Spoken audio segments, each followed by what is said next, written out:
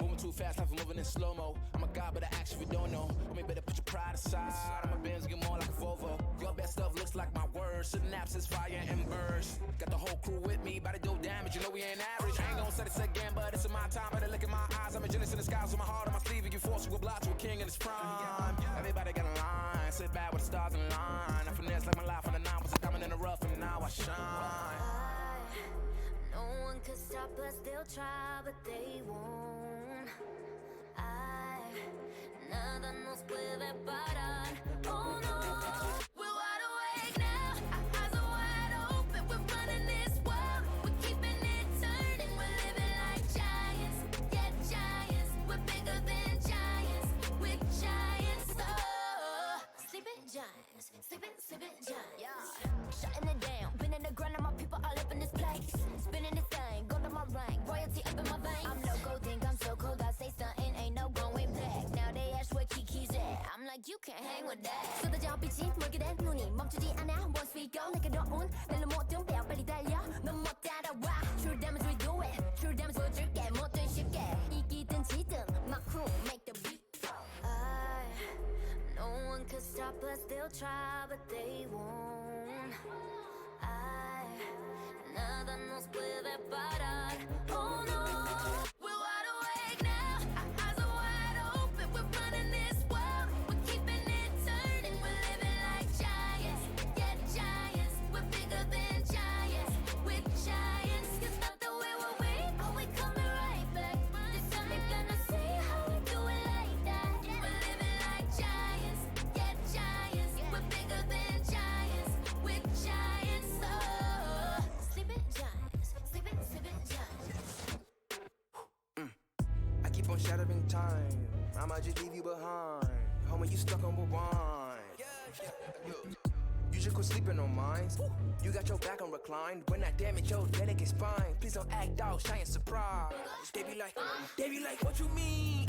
What is your winning scheme? I got a giant team.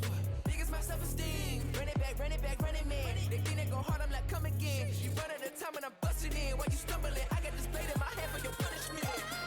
We're wide awake now. Our eyes are wide open. We're running this world. We're keeping it turning. We're living like giants. Yeah, giants. We're bigger than giants. We're giants. It's not the way we're weak, but we coming right back. This time you're gonna see how we do it like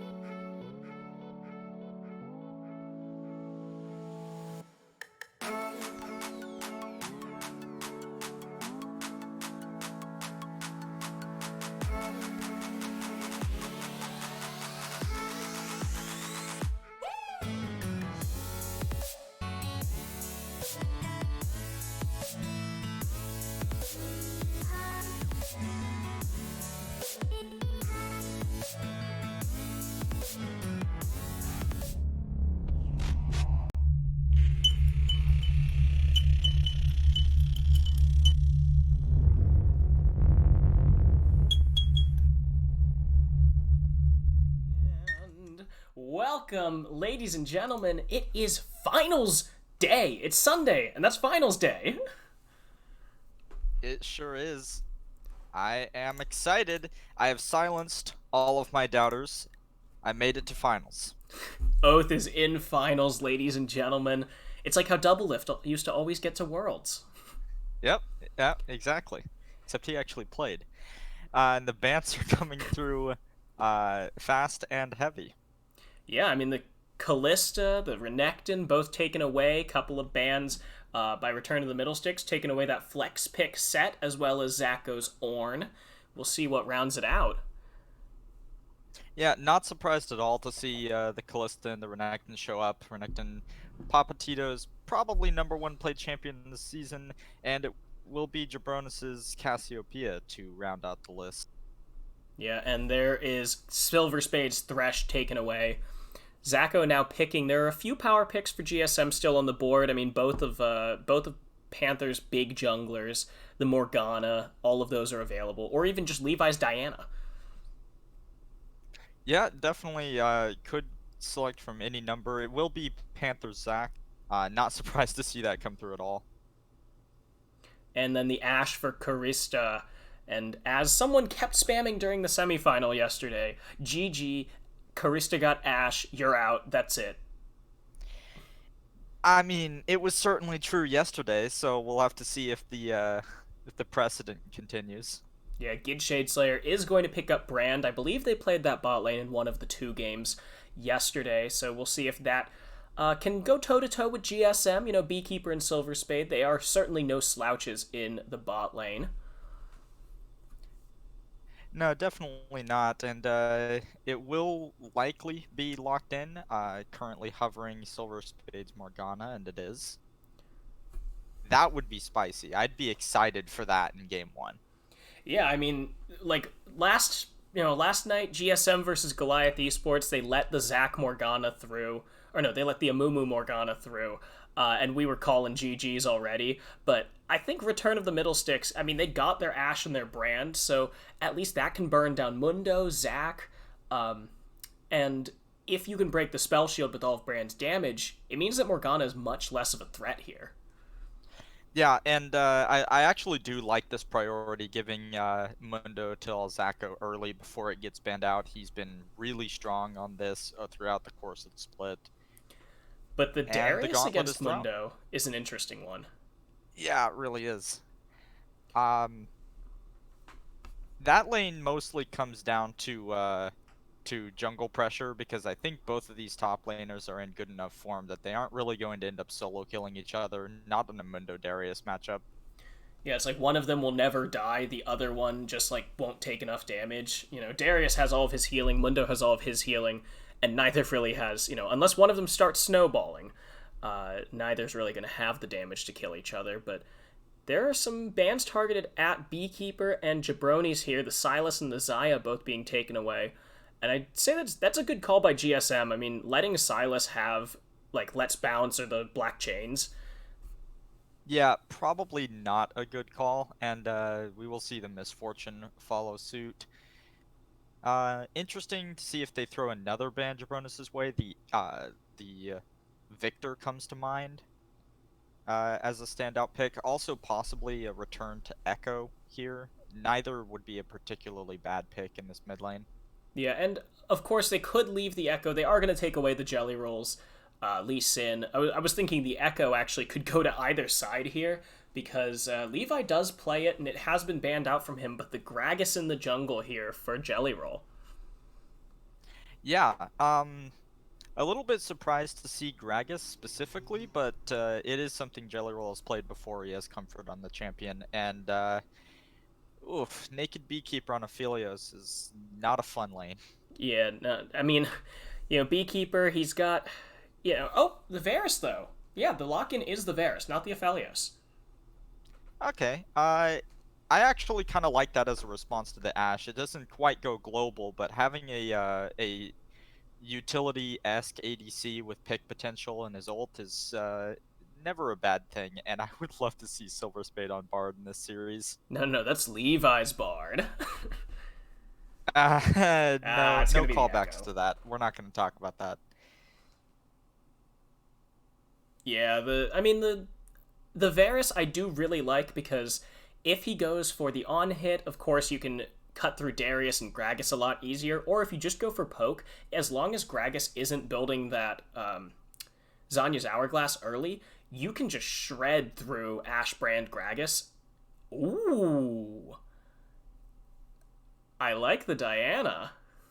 I do like the Diana. I'm actually a little bit worried for Beekeeper in this lineup, specifically because there's Diana, Ash Arrow, and Gragas. There are a lot of things that catch an immobile ADC in this comp, and I mean, Black Shield only goes for so much.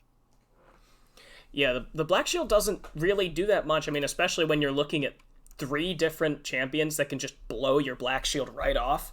I mean, Diana just jumping in, there's no CC to block there. In her first combo, and that's enough. And then, obviously that opens up the Moonfall. Same sort of thing with Brand. The Pillar of Flame should just do enough to take off the Black Shield as long as Silver Spade isn't like maxing Black Shield and building heal and shield power. Yeah, and like I kind of expected with this series, I think the draft reflects that it's going to matter a lot where Jelly Roll and Panther spend their time in this early game. Yeah, definitely. I think it's basically whoever gets the better ganks off early because, I mean, Darius is a bit of a lane bully, but he can't do that much to Mundo, as we were talking about earlier. Echo into Diana, it's the melee AP assassins, so the kill pressure on each other it really comes down to execution rather than a champion pick. It's not like you're going against a Syndra or an Orianna or something. Yeah, it's interesting. With the exception of maybe the bot lane, I don't see any clear winning lanes in this matchup as far as champions are concerned. Yeah, I mean, it really feels like GSM and Return of the Middlesticks they kind of forewent like a hard draft counter on each other, and then just went for the champions that they can play and that they can try and smash on. So it really comes down to execution here. Yeah, I'm looking down all of these lists, and I'm seeing maybe 1 or 2 champions that I didn't expect their player to be piloting. Other than that, it's like 8 or 9 straight comfort picks. Yeah, I mean, like Beekeeper, I kind of just associate him a little more with Jinx, but that's mainly because that's what that's what we casted him on, because that's really like the ones that GSM has been smashing on. But like Varus, still very good, and Beekeeper plays him. It's just that's the only one that's not like, yes, Beekeeper's Varus. Yeah, and I've seen more games where Jabronis plays champions that aren't Diana, but it's definitely in his wheelhouse. So other than that, everything else is fairly textbook. Yeah, and I mean, I think, yeah, like we can't really talk about how draft went because draft just kind of went. It didn't, no one won it here. These are fairly even matchups, even in the jungle. I mean, Zac versus Gragas, both of them have really good gank pressure, and it's not like they're going to be trying to outduel each other. It's not like Jelly Roll got his Lee Sin banned away from him. It's not like Panther is playing the set like we saw yesterday. It's just... Yeah, I still expect this game to be fairly high action early, just because Jelly Roll and Panther both like getting a lot of ganks off, but there aren't going to be that many 1v1 duels. These are both teams that like pulling early teleport plays, they like 4-manning bottom, they like getting their carries ahead, and they will pour in resources and manpower to do it. And I'm actually expecting... I'm wondering who's going to take teleport, because like it's pretty obvious that Mundo's going to do it, Diana probably as well, but if Papatito goes for like the Ghost Darius, that could be interesting. Or even if Levi's goes for the teleport, or either of the ADCs, just the map pressure afforded by those, that'll be an interesting trade-off to see who's going for a little more lane pressure, who's going for a little more team play. But we are getting into the rift here, loading in, and Psycho's telling me to run ads. I'm not going to run an ad just yet, but maybe we'll start doing them during the spectator delays. 'Cause money. You have time to. Okay, I'll run an ad break. Thanks, Psycho. We'll be right back in 60 seconds. I'm not sure why he told us to run ads. I mean, the ads run and minimize the video. Oh, wait, I guess you can... Yeah, I suppose you can still see the... Yeah, if you put it on... If anyone's watching, if you put it on theater mode, you can actually see it through the ads. But we are into game here, for anyone who's still watching. GSM versus Return of the Middle Sticks. I screwed up the name placement here for Return of the Middle Sticks. But we are into game 1 here. GSM on the blue side, Return of the Middle Sticks on the red side. So the first seed coming into finals, it is Gecko Slammer Armageddon Gold. Elzaco69 in the top lane on Mundo. Panther 553212 on his Zac in the jungle. GSM Levi's on Echo in the mid lane. And the bot lane, Naked Beekeeper and Silver Spade 10 on Varus and Morgana. And over on the red side of the rift, we've got Return of the Middle Sticks Gold, Papatito in the top lane on Darius, Jelly Roll in the jungle on Gragas, Jabronis in the mid lane piloting Diana, and Krista and Gidshade Slayer in the bot lane on Ashe and Brand. Yeah, so it looks like Jelly Roll did do the trinket trick where you pick up the warding totem, go put the ward in. He didn't get as deep as he wanted to. He only got that pixel brush, but then he switches over to the sweeper lens so that he can start clearing out wards as he gets some pressure against GSM here.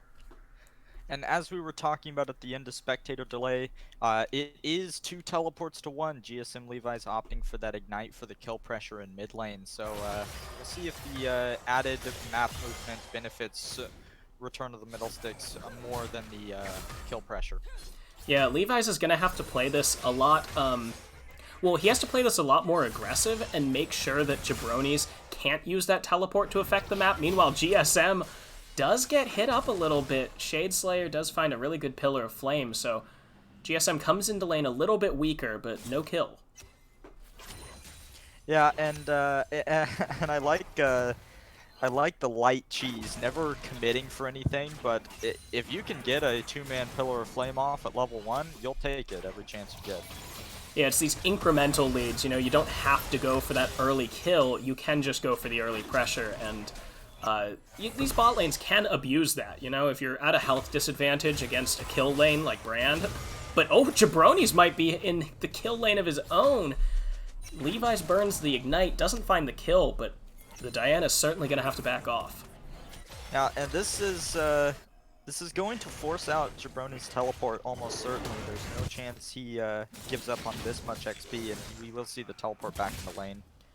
But that is, summoner spell for summoner spell, but Levi's now at a significant health and mana disadvantage, and Jabronis did pick up an extra health potion, so Levi's is going to have to go back, and he'll have to take the long walk back there, so actually a worse-off trade for the Echo. Yeah, we'll see if the ignite being up a little bit faster, if he can possibly pull his jungler in to burn Jabronis' flash, he can attempt to continue abusing pre-level 6 Diana. It's not quite as bad as it was abusing old pre-level 6 Diana, now that the dash is on E, but it is still worth noting. Yeah, both of these guys have their repositions available. These Diana changes really brought her from like a ridiculously bad mid laner to one of the best AP assassins that you could possibly play. Which, you know, the difference between switching the R and the E. Yeah, and the extra damage scaling based on champion's hit with your Moonfall, it gets pretty ridiculous. If you get 4-man Moonfall, it doesn't really matter how tanky some of the targets you're hitting are. Well, not only because it does an absolute ton of damage, but also because if you're tanky enough to survive that Moonfall, you're going to be the only one left on your team because everyone else is dead. We saw Panther show up in mid lane, but to find no one. Yeah, there's been not much action here from either jungler. Panther still has not gone back. Jelly Roll, on the other hand, did go ahead and get his Predator boots, so we may see a little bit of early action once he clears that blue buff.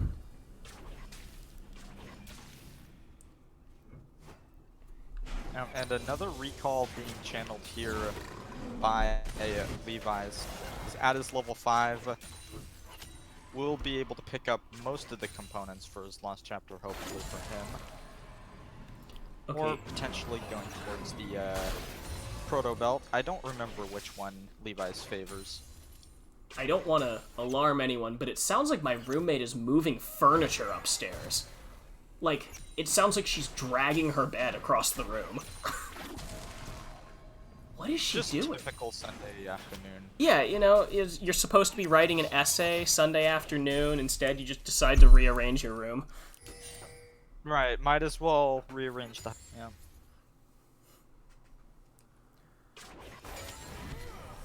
So, it's good to see that Twitch chat is really paying attention to the game. They're asking about why we're using Patreon and not just Twitch subs.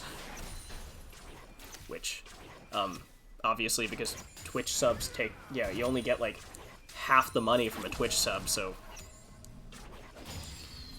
kind of sucks. As per usual with Twitch chat. Yeah, Twitch chat will do anything other than talk about the relevant parts of the game. But now, Levi's has come in. Karista doesn't get hit by the Dark Binding, so that's just a whiffed roam here by the mid laner of GSM.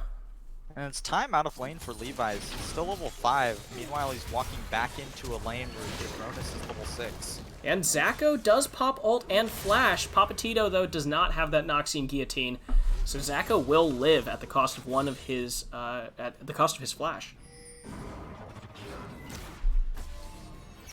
Yeah, and we'll have to see if that's a lane that Jelly Roll wants to revisit. You know, if you draft Darius, you were hoping that you have an opportunity to get Darius ahead. And it's not a particularly difficult lane for Darius to play, but any kills on that champion is going to pay dividends in the mid game.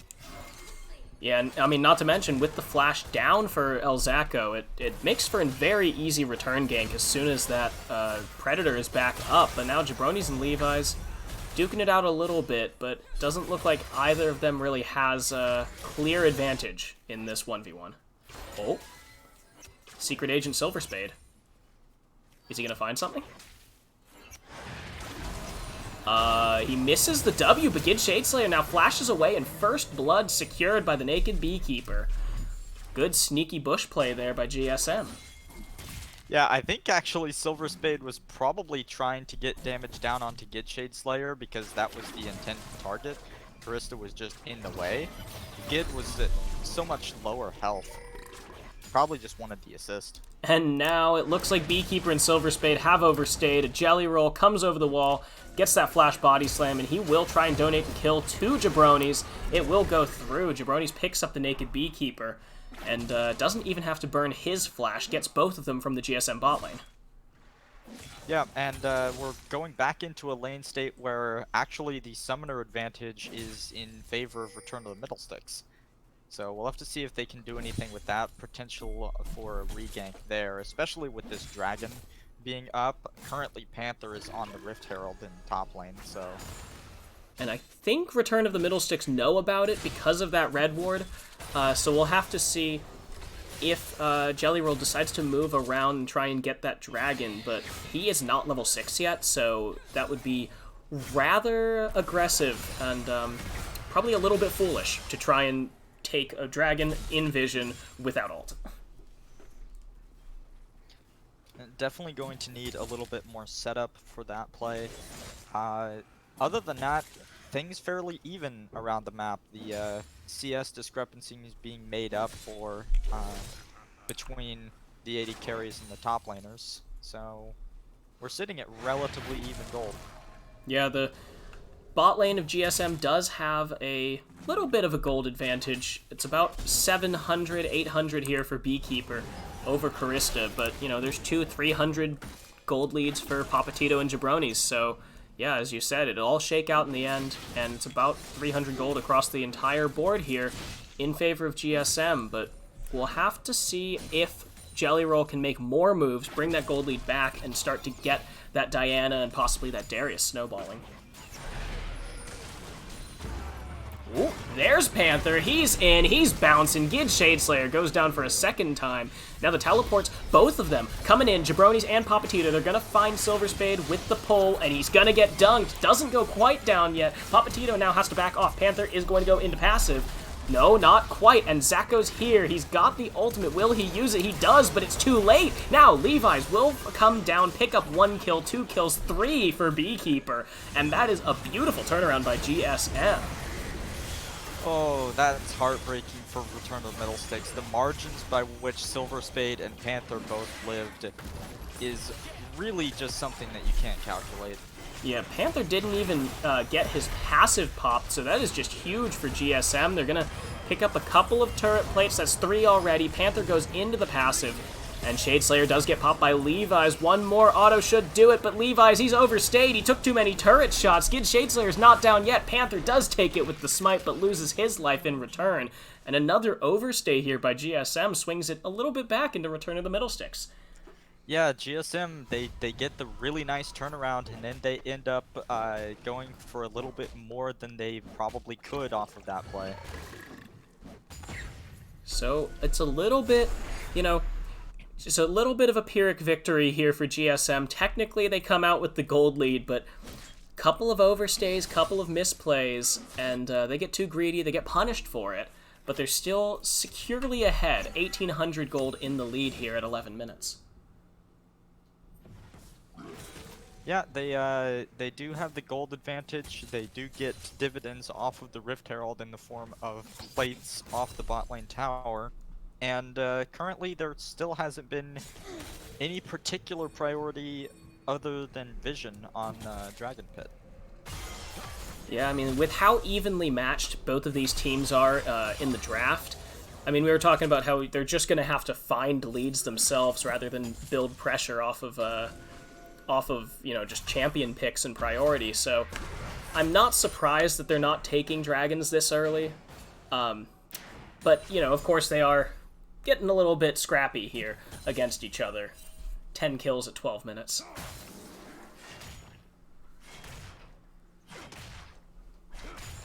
Yeah, and it is worth considering that had they not taken the Rift Herald, GSM probably would have defaulted to taking Dragon off of that turnaround play in the bot lane.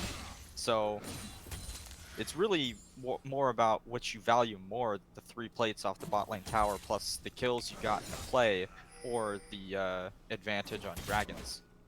Well, I mean, Dragon's always going to be there, and GSM can... I mean, of course, we talk about this all the time. It's just it's totally fine to give up 1 or 2 Dragons at the beginning of the game.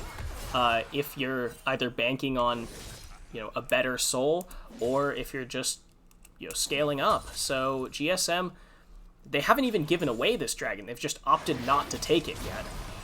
And meanwhile, Karista, Shadeslayer getting poked down a little bit. Yeah, I'm a little worried for Karista and Gid in the 2v2 now, specifically because almost all of the kills have gone over to Naked Beekeeper on the bot side of the map. Man's 4-1-2, he has finished his Blade of Ruin team. Oh, but Silver Spade! He walks too far forward. He is going to have to pop the stopwatch, but that's just one, and a second one going to be picked up here. Beekeeper is just too strong. A 2-for-0 in the bot lane. Meanwhile, the Gragas fell in the top side. Zacho, he might overstay here, but Jabronis, I don't think he can quite chop down this Mundo yet. Panther, he might go for the re-engage. He's not going to get the knock-up, but he pulls in Papatito, will get the bout together, and now he's bouncing. Papatito's taking some damage. The ultimate comes out, the Moonfall. Now Zacho, he will fall. Will Papatito get a second one? He will get both. The first turret goes down for GSM, but they lose their top side. Yeah, and that's not even necessarily the wrong call from GSM there. They win the 2v2 in the bot lanes. They know that they have all of their manpower on the top side of the map to make a play. Jelly Roll is down. They just bit off a little more than they could chew and both stood in Moonfall waiting for Noxian Deity. Yeah, so Papatito does get himself a kill, and I believe Jabronis picked up the other one, so the solo lanes here for Return to the Middle Sticks looking quite good, but GSM's bot lane is going to be very scary once they start rotating around this map. Yeah, and I think the only reason they haven't left bot lane already with that tower down is because they're looking at this dragon right now. Four strong in the bot side of the map for GSM, and they've already started it up. Yeah, of course the Rift Herald has spawned, but with the Jelly Roll on the other side of the map, the dragon is easy pickings here for GSM. Looks like Silver Spade is going to start doing that around the world in 80 days, looking for vision, looking for priority, and just let Beekeeper farm up here in the bot side.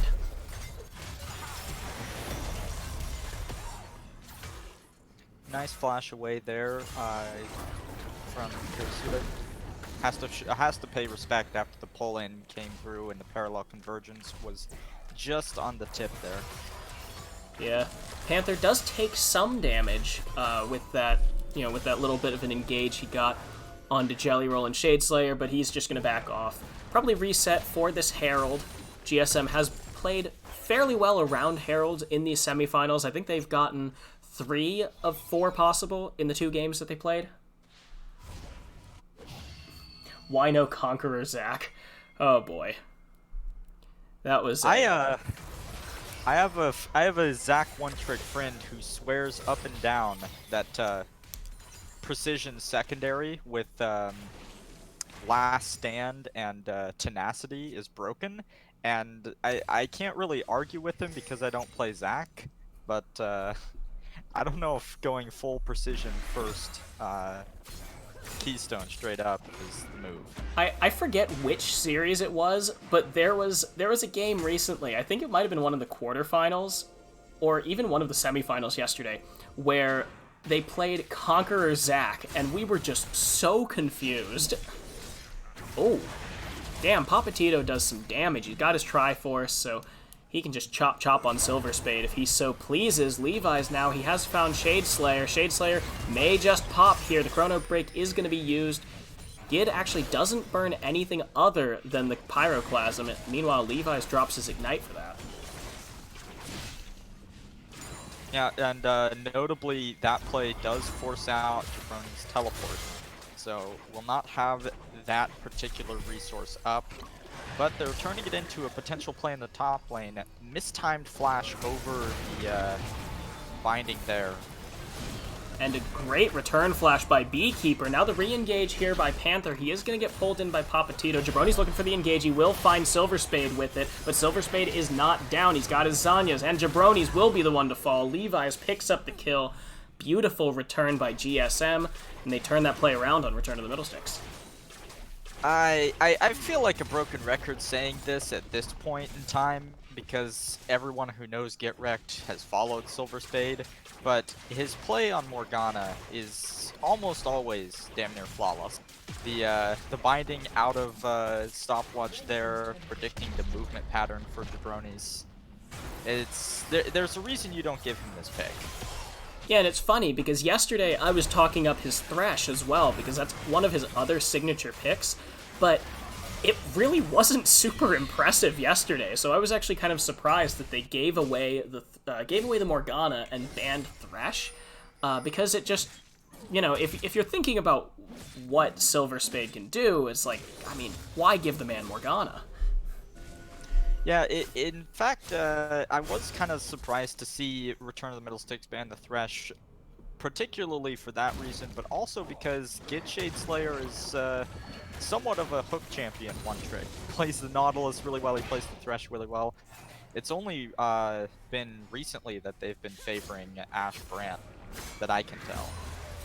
Yeah, and I suppose it has had to do a little bit with the Jelly Roll moving off of these early game carry junglers, but now Silver Spade does take some damage, but it's not that much. Papatito flashes forward, he's gonna find Naked Beekeeper, who doesn't have any of his summoners. Oh, one more hit'll do it. Gid Shadeslayer takes it. Papatito with the shutdown. That's a lot of gold. The Ash Arrow comes through, it's gonna whiff. But is Panther going to be safe under this turret? He will not. But Levi's, he has found himself a kill. He will find himself 2 as he picks up the members of Return to the Middle Sticks under that turret. Yeah, in that scenario, you've just got to be comfortable with the fact that all you did was pop Zach's passive. Going for the kill there is a definite overstay. You're in between 2 towers. And even if you didn't see GSM Levi's coming in, you know that he's got to be on his way to this fight. So now GSM maintaining a 4-kill lead. They're about 4,000 gold ahead, and it has grown from the 2K lead that they had about 7 minutes ago. So GSM pushing their lead and using that to get some other things very well. And with this dragon coming up in a second, looks like that is the focus of their next target.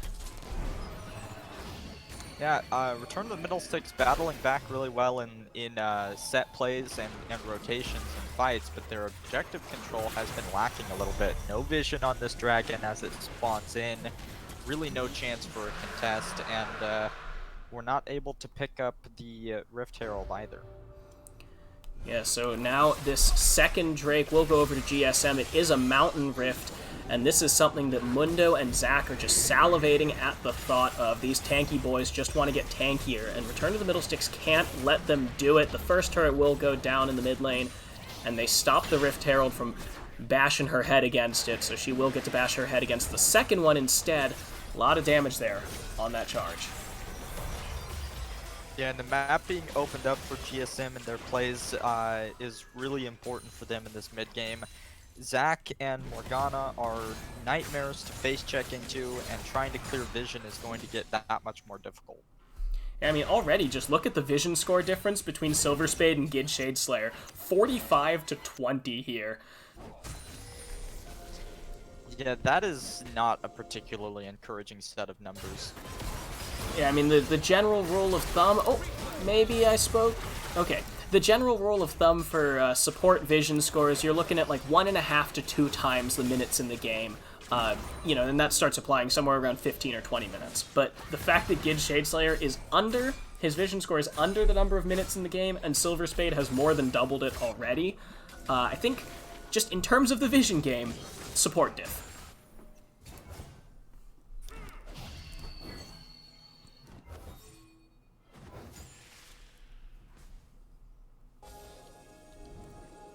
And here we go again. Silver Spade, he's going to pick up 2 more control wards here. He's just doing so well at wherever his vision goes down, he's just going to go back and take it back. So, I mean, he's, again, just ticking up that vision score counter. Of course, Jelly Roll does have double Panther's vision score. He did take that sweeper early, and he has been picking up multiple control wards, so he is doing very well for himself, making sure to deny vision from the jungler of GSM. Yeah, and the lane assignments for the moment are fairly standard. You want Darius in the bot lane right now because his teleport is up. You could do the same with Diana, but Diana getting the opportunity for a multi-man moonfall instead of having her side lane solo is probably the right call. Yeah, and we do see the bot lane of Return of the Middle Sticks is just trying to take on Mundo, who really is just content to farm here, push, get some poke in with his cleavers. But GSM is looking for an engage. Jabroni's flashed it forward and missed his moonfall. He has to go into the stopwatch now, and he's going to take a lot of damage, get stunned up by the Morgana. He cannot find his way into the fight. Levi's going to have to chrono break out. Silver Spade very low. Papatito looking for the kill. It's going to be the dunk. Papatito takes down Silver Spade. Naked Beekeeper on the run.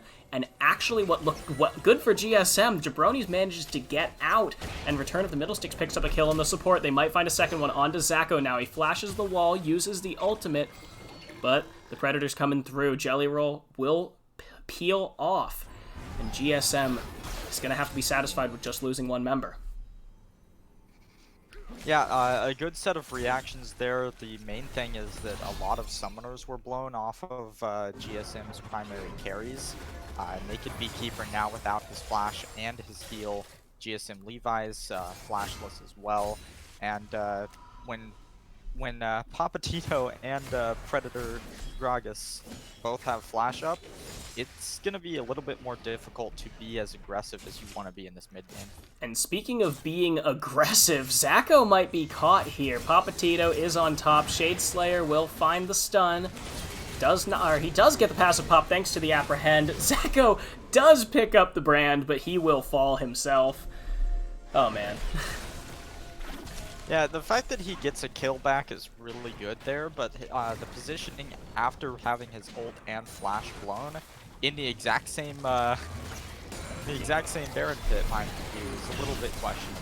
Now, Panther is trying to zone off the members of Return to the Middle Sticks here. The root comes through. Jelly Roll will have to ult to disengage. Levi's has the Chrono Break. He will use it as he picks up Jabronis for his 5th kill of the game, and that is a great tower defense here by the Geckos.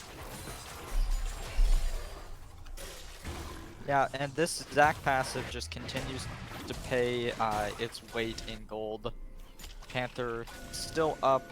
Does have his flash pulled off of him, but in time for this dragon, which will be sole point, assuming that no crazy contest comes through.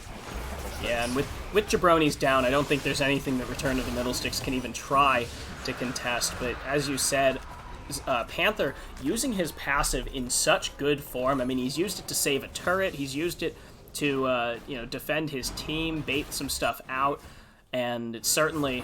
you said it's paying his weight in gold. I mean, every time he doesn't die with the passive, that's 300. Tack on top the turret, that's a lot of gold that Panther is saving his team.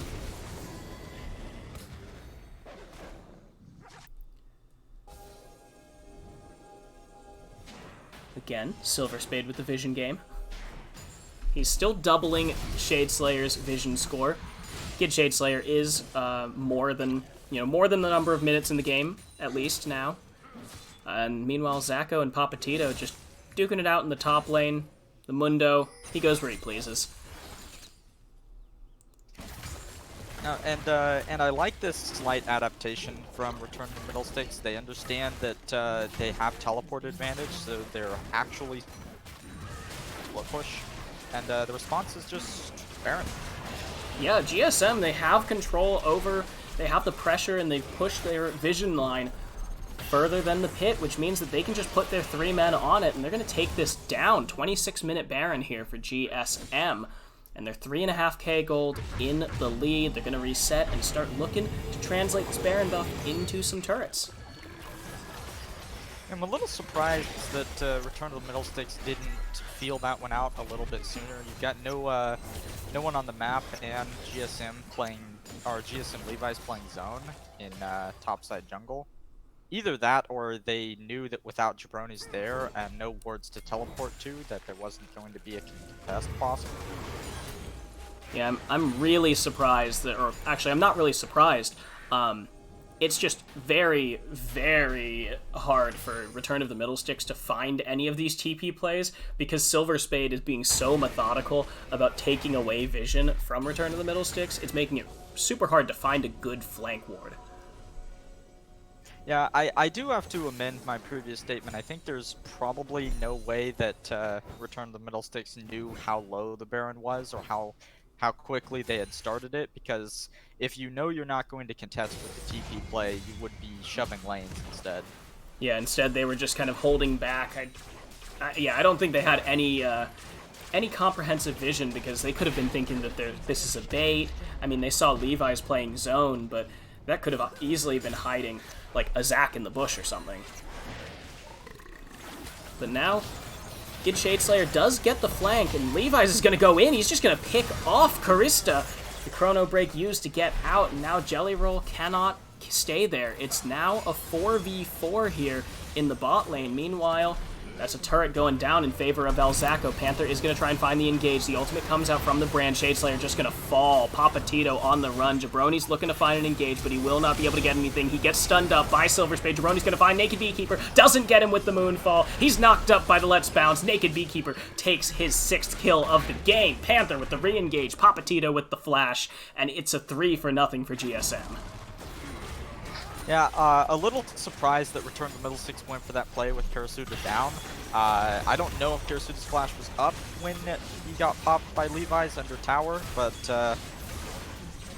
there's no real reason to try to contest by engaging at that point in the game, and they will pay for it with their bot lane inhibitor. Yeah, they lose the bot lane inhibitor. Zacco's going to pick up the top lane inhibitor as well. 20 seconds left on this Baron buff, but a minute until Dragon respawns, so it looks like GSM will be full resetting and gonna go and try and pick up this soul. Yeah, the soul's probably going to be fairly easy for them to take at this point. They They have minions swarming the base of Return of the Middle Sticks. They've got supers pushing in 2 different lanes, and the vision out on the map right now is fairly sparse for Return of the Middle Sticks right now. Yeah, and Return of the Middle Sticks, they were doing so well early. They had Papatito and Jabronis a little bit ahead. Jelly Roll was making map moves. But the moment the Beekeeper came out of that bot lane and GSM started playing in this sort of front-to-back style, Return of the Middle Sticks wasn't able to find good fights for themselves. Ooh. Levi's, he will find Jabronis. The Moonfall is available, but Levi's is legendary. Jabronis is dead, and the Mountain Soul is on the map. Looks like GSM will pick this up uncontested. Yeah, and that's the issue with not being able to face check into these particular champions. If you don't have enough members there to force whatever engage that is coming your way, you can't be walking into your own jungle. Yeah, so I mean, with the Mountain Soul picked up, it looks like Return of the Middle Sticks is really only on a timer until they lose this game. GSM starts to push in, and what do you think is going to have to happen next game for Return of the Middle Sticks to bring it back? I mean, GSM, they started to just choke this game out pretty convincingly. I think trading comfort picks with the GSM is probably going to be a no-go. I don't think you'd let Silver Spade have his Morgana, and you probably want to take away... Yeah, you have to pick your poison with Panther. It's either Zac or Amumu. If you feel like you've got a better answer for Amumu than you do for Zac, then you ban one of those out. I mean, frankly, you could just leave both of them up if you don't really have if you don't have a great answer. But now Jabronis, he's going to do what he can. He gets on top of Beekeeper, but he will not fall. That Mountain Soul putting in work. The ultimate comes out by Papatito, but it's on to Zac, who has the passive. Zacko now getting burned, but he is so tanky. Papatito gonna fall. Silver Spade taking some damage from Karista, who is now on the run. He is not going to live much longer. Beekeeper with his 7th kill of the game. Gid Shadeslayer is the only man left, and GSM cannot be stopped as they charge into the base. They're gonna take down these Nexus turrets. Gid Shadeslayer just healing up for a second. He doesn't have any cooldowns left, but GSM are going to take down this Nexus and take game 1 over Return of the Middle Sticks. Yeah, really clean game being played out there by GSM. 4 dragons, only dropped 2 towers in the process, and their bot lane was ahead for pretty much the entire game. GSM Levi's popping off. The number of times he found key picks in fights is frankly a little ridiculous. Yeah, I mean, he was picking off Jabronis and Karista left and right just to start these fights, and then letting the rest of his team do the heavy lifting after that. Or I suppose it wasn't even really heavy lifting, it was light lifting since they were fighting 4v5. But that is GSM taking game 1. As you said, Return of the Middle Sticks is going to have to pick their poison. What comfort picks are they going to have to let through this first ban phase? But we'll take a quick break as Return of the Middle Sticks regroups and comes back for game 2, so don't go anywhere.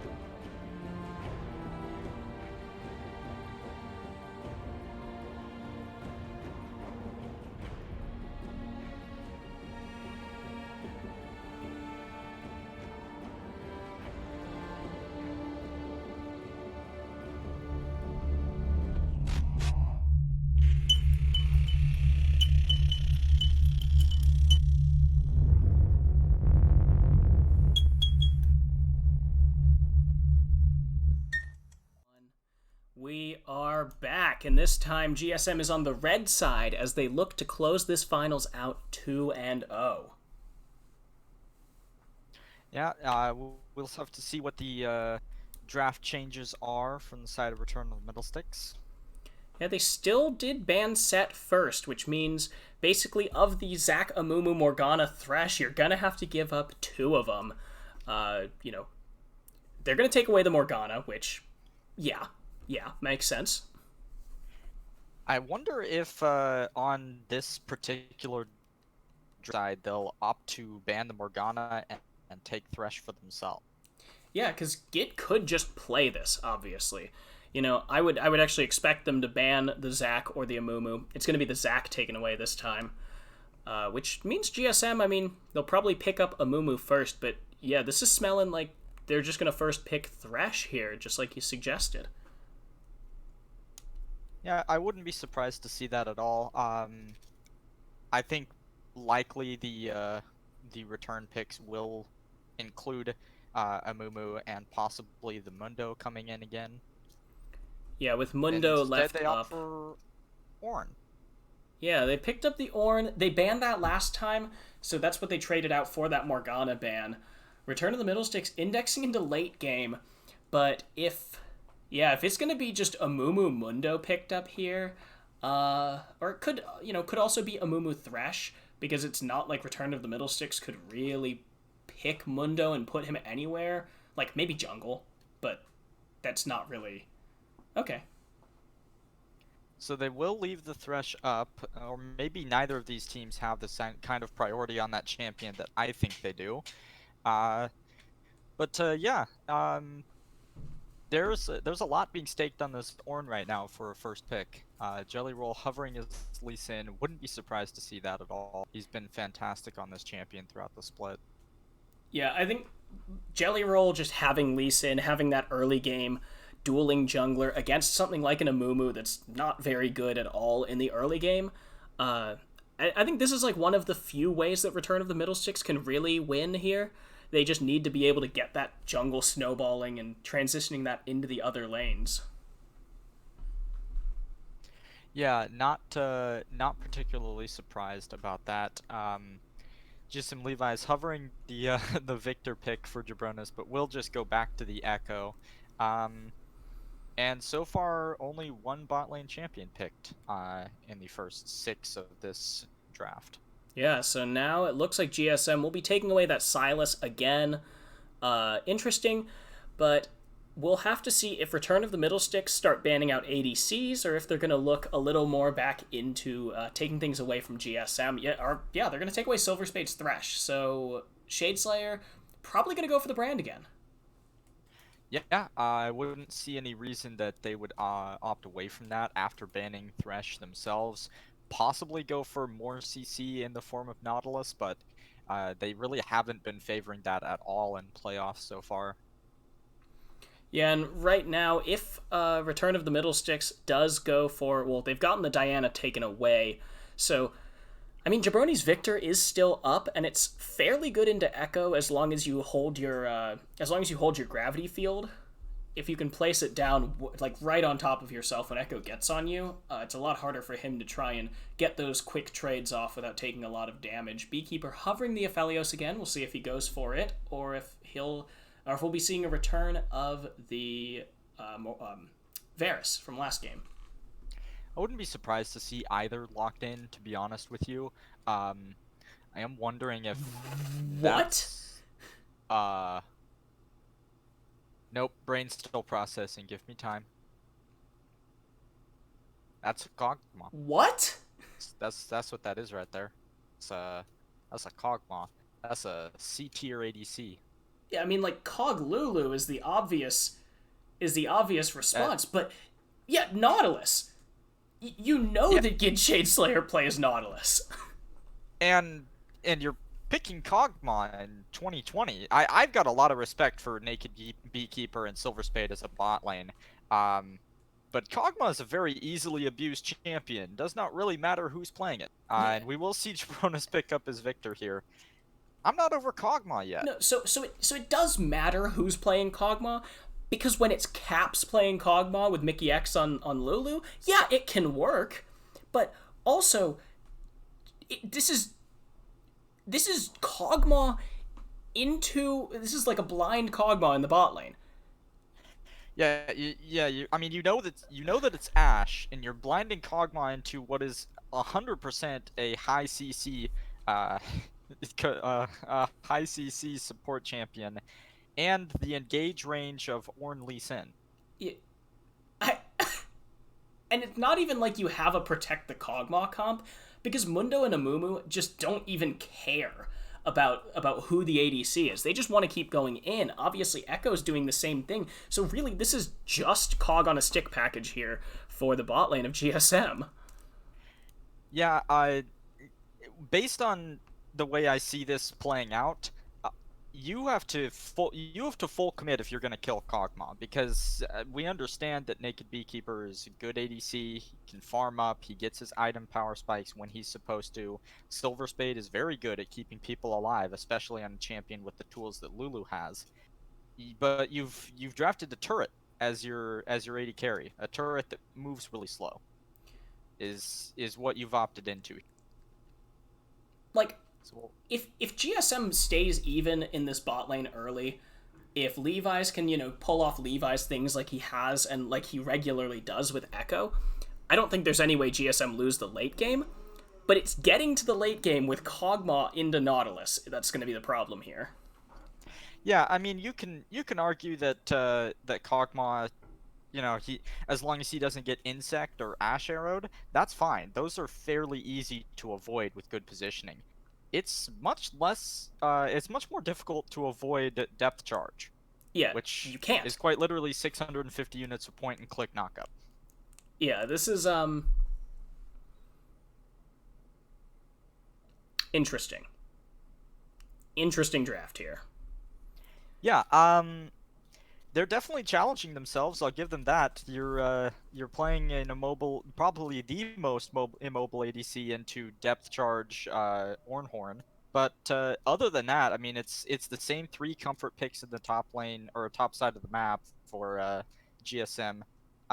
Mundo with his cleavers is kind of the bully as far as tanks go into Ornn. It's not like Ornn can't bully back, but if Mundo keeps him at arm's length, that lane isn't fun. And Panthers on Amumu.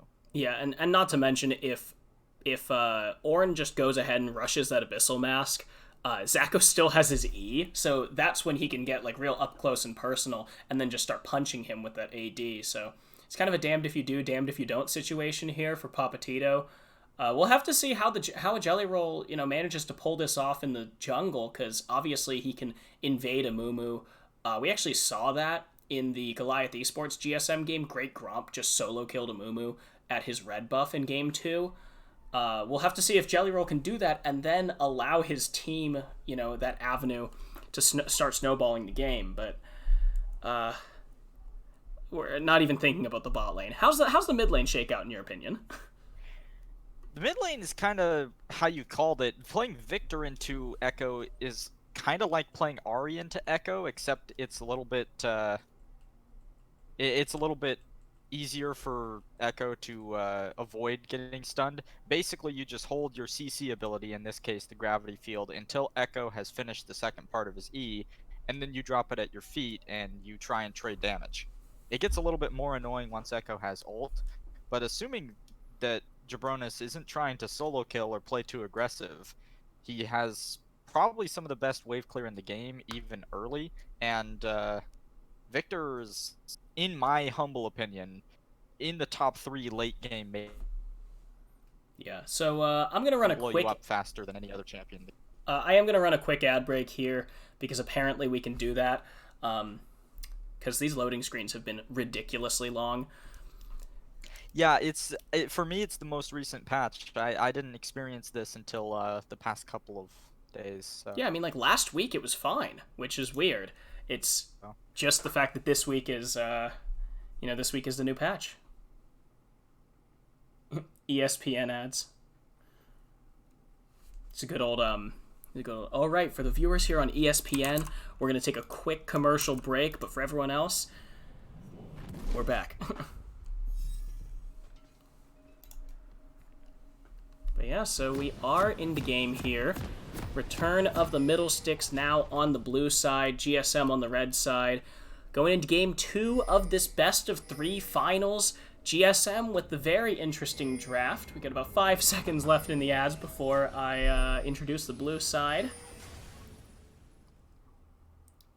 And here we are. Return of the middle sticks on the blue side, looking to bring this to game 3. We've got Papatito in the top lane on Ornn, a Jelly Roll in the jungle on Lee Sin, Jabronis in the mid lane on Victor, and Karista and Gid Shadeslayer on the Ashe Nautilus bot lane. And over on the red side, as they will not give me time, they're gonna invade. There it is. Ooh, are they going to find Beekeeper? No, they will not.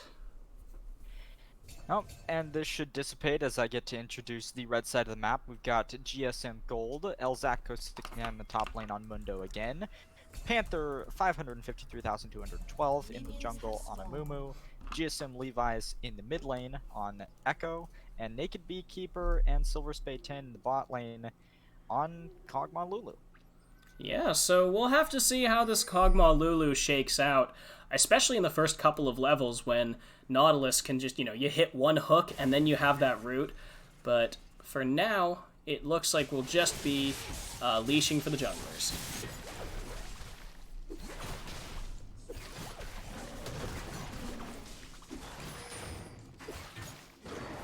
Yeah, and after playing against Jabronis' Victor yesterday in the mid lane, I can tell you that the man doesn't miss lasers. It is one of the most annoying lanes I've played this season. So, we'll have to see how GSM Levi's plays the early part of that game, because you are still a melee champion, and you just get bullied by range early. That's how melee into range works in mid lane. Yeah, and I mean, Levi's, yeah, he's getting hit by pretty much everything, as you said. He's at about half health. Jabronis has not taken a single point of damage. But the level 2 advantage here for the return of the middle sticks bot lane will mean that they're going to zone off Beekeeper and Silver Spade. Meanwhile, Zacco doing what you said. He's just blacking them with cleavers, keeping them at arm's length.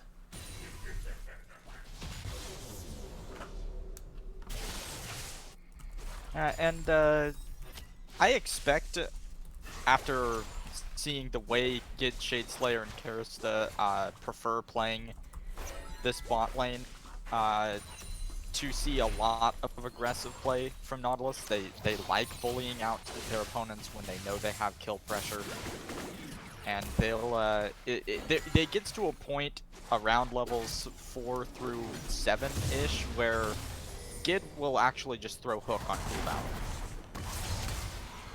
And okay, I was getting a little bit twitchy. Jelly Roll was waiting in that bot side mid bush, hoping to try and find Levi's, but meanwhile Panther has just been hyper clearing, so he's two full camps, well now 3 full camps ahead of his jungle opponent. Meanwhile, we might see Jelly Roll take this scuttle and then move into the top side to try and take down Elzacco. Yeah, instead of looking for literally anything, including Scuttle, Panther has just gone ahead and cleared his entire jungle and is now backing. Just a moo things, man. Just a moo things. Useless until 6, pretty much. So, yeah, Amumu just hard clearing here. And unlike Zac, Amumu doesn't have nearly as much built-in sustain, so he can't solo these Rift Heralds and these Dragons like Panther was doing last game and in the last series last night.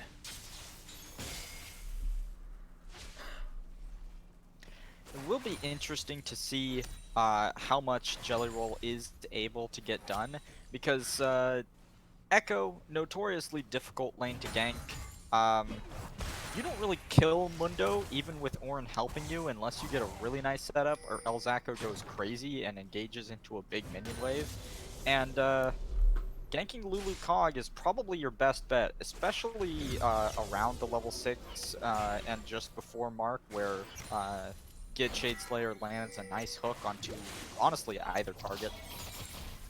Yeah, I mean, once Silver Spade has 6, like, yes, the Wild Growth does provide some kind of survivability, but it's not nearly as good as Depth Charge, Enchanted Crystal Arrow, and of course when Lee Sin ganks, you're going to have that Dragon's Rage kick to just beat him back in.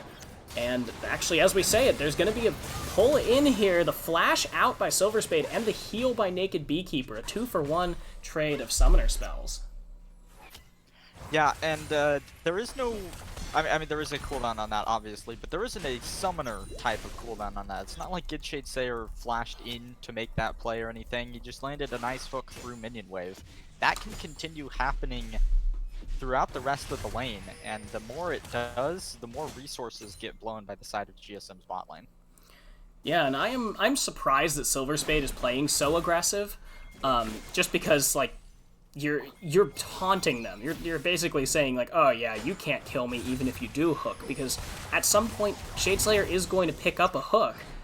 And right here, he's going to get the Kog'Maw as well, but Levi's is here, Jabroni's has roamed down as well, Karista gonna go quite low, but it looks like Levi's is going to be the one in trouble. He flashes out, but it's not enough. The first blood over to Jabroni's, the second blood over to Jabroni's as well, and they might go for 3. It's a triple for the victor, and Shade Slayer will fall under the turret, but that is a 3-for-1 trade plus plates for Return to the Middle Sticks. Yeah, that's bot lane proximity right there. GSM Levi's went for the lane gank and did not expect Jabroni's and Jelly Roll to both be waiting in the wings. Jelly Roll was standing in lane by tower, and Jabronis walked down the river already. Now Panther might be in a little bit of trouble. Oh, he does go for the re-engage onto Jabroni's, but the victor will just be able to get away. Silver Spade is coming in. So is Levi's. Jelly Roll needs to watch out. He does get Safeguard back out, but now GSM does have control over this Dragon Pit. They are spotted by the Scuttle Shrine. We'll have to see if Jelly Roll can do something, but he's missing a Smite. Yeah, no Smite, no arrow play yet, and yeah, the Smite gets confirmed there by Panther. It was a little bit close, a notable attempt from Jabronis and Jelly Roll, but it is first dragon over to GSM. Yeah, second one will be an Infernal Drake, so it's either going to be Cloud or Mountain in this game. Cloud, Mountain, they actually both go quite well for GSM. And frankly, they go well for Return to the Middle Sticks too. This will probably be a hotly contested game for Drakes. Yeah, definitely. I would like to see Cloud, because Cloud on champions like Lee Sin and Echo is really fun to watch. But Mountain is probably the more valuable rift for both teams, given that the tank line for both of them is pretty ridiculous, and there is a lot of burst coming out of the mid lane for both teams. Yeah, now, a Jelly Roll has made his way into the bot lane. The middle bush is going to get warded by Silver Spade, and I think they suspect that something's up. Yep, there's the ping. They know. Yeah, and Jelly Roll is just going to back. There's no camps that he's in close proximity to that a back wouldn't get him closer to. Oof, Zacho taking some damage here. Doesn't even get a good return trade. And as someone in chat just pointed out, GSM, they've got all these waves pushing, but they're down in CS across the board. Pretty small in the top lane and the bot lane, but it's 71-30. That's 2 kills worth of gold that Jabroni's has over GSM Levi's, not to mention the extra 3 actual kills. Now Shade Slayer is going to pop the depth charge, forces the flash from Kog'Maw, and that's, again, a trade for 2 ults, and they get a flash from the most immobile ADC in the game. Yeah, and that's going to probably start paying dividends. I wouldn't be surprised, given Return to the Middle Sticks playstyle, that they keep this lane shoved and they actually pull in a couple members for a bot lane dive. It is a little bit more difficult now that Silver Spade is 6, particularly, and heal is still up. But around the time that this dragon comes in, I would like to see them go for that play, because Naked Beekeeper's flash will still be down at that point. Yeah, and I am surprised here that just like GSM, obviously they picked up the Cog Lulu, but we kind of assumed that they would be able to go a little bit more toe to toe. Yes, they're not behind in CS or anything, but they've just ceded all of the pressure, and now Karista and Shadeslayer are going up to that Rift Herald, and this is a play that they really need to do. Now Jelly Roll is here, gets that insect. Zacho going low, Jabroni's coming up as well, and he is on a rampage at 4-0. Levi's could not follow just because of how strong that Victor is. He's going to satisfy himself with one plate, but that's a lot of benefits over to Return to the Middle Sticks. That was a really nice play there. Super clean. Jelly Roll hits the max range Q, does the War Comp Insect. Pretty standard Lee Sin stuff there, and then the layering of CC. You know, it's easy to mess that kind of thing up when a Mundo pops ult, gets the speed, you miscalculate slightly how much health he's gonna get back. No, they don't take any chances. They just throw the kitchen sink at him. Yeah, and now picking up that kitchen sink, Return to the Middle Sticks does get their hands on the Rift Herald, but now it's a 2v3 in the bot lane. Gid Shadeslayer doing what he can. He's going to knock up Silver Spade, and Levi's is over the wall. It's a 4v2. Shadeslayer goes down. Karista has flashed the wall. He will get to safety, but GSM does manage to find a little bit of a reprieve here in the bot lane. Will it go to another? Karista has to run. Jelly Roll is here. Now he's going to try and get on top of Levi's, but Jabroni's is running around the wall, and he will start to zone off GSM. I want to highlight something particularly kind of cute and mechanical about that escape there from Karista. He actually stops, like hit his S key, stopped right outside the blast plant, and just let Panther hit himself over into Krugs and then walked away. I don't know if it was intentional or on purpose, but it was really funny to watch in the moment. Honestly, I have to imagine that that's intentional, because, like, you know, I don't know, that feels intentional. Like, if you just dead stop. Yeah, not CC'd or anything, definitely, like, in full control of his character, just didn't move right outside the edge of the blast plant. I expect he was actually intending to hit it himself, but his auto attack was slower than Panther's coming out. So it looks like the Dragon will be just going over to Return of the Middle Sticks. GSM did get their hands on that first one, but now with the second one picked up, that Infernal Drake will be very big for the Victor specifically, and now it will be a Mountain Rift. So this is a hotly contested one, as we were talking about. Also to chat, so there has been a lot of debate over how the Return of the Middle Sticks ADC's name is pronounced. Everyone used to call him, like, Karasuda, but I eventually asked him, and I was like, wait a minute, you're a Callista one-trick, aren't you? Is it Karista? Like, you know, like a Japanese-esque pronunciation? And he goes, haha, yes. So I'm not sure if that's, like, true, or if he was just trolling me. But I've been calling him Karista since then. Also, as casters, we're lazy, and any chance we have to shave off syllables of names we have to say in team fights, we will take. Yeah, I mean, like, what's the, there's a guy in Diamond that has, like, a ridiculously long name. I'm like, no, I'm shorting that. I remember some of the names that we used to have in this league that were just nightmares, that, like, we would find any way we could, or we would just use the champion's name. Yeah, Wing Nation. So Wing Nation is right. It is the Japanese transliteration of Callista. And Ari, you don't know anything about Japanese, because you can't have two consonants in a row in Japanese transliterations. That's why, you know, there's a Karisuta, because you can't, Japanese doesn't do, like, st. It has to be suta. Yeah, they also don't do diphthongs, so yeah, you don't double up on the vowels. It's basically one vowel, one consonant, because it's all phonetic, or it's very simply phonetic, because Asian languages have much more tonal pronunciation rather than glottal, or what's the word for consonants? We have a Japanese dog. We know everything.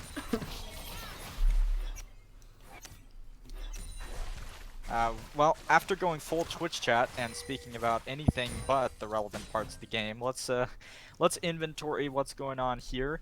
Still solo lane CS leads for Return to the Middle Sticks, most notably in mid lane, but also a slight advantage up in the top lane as well.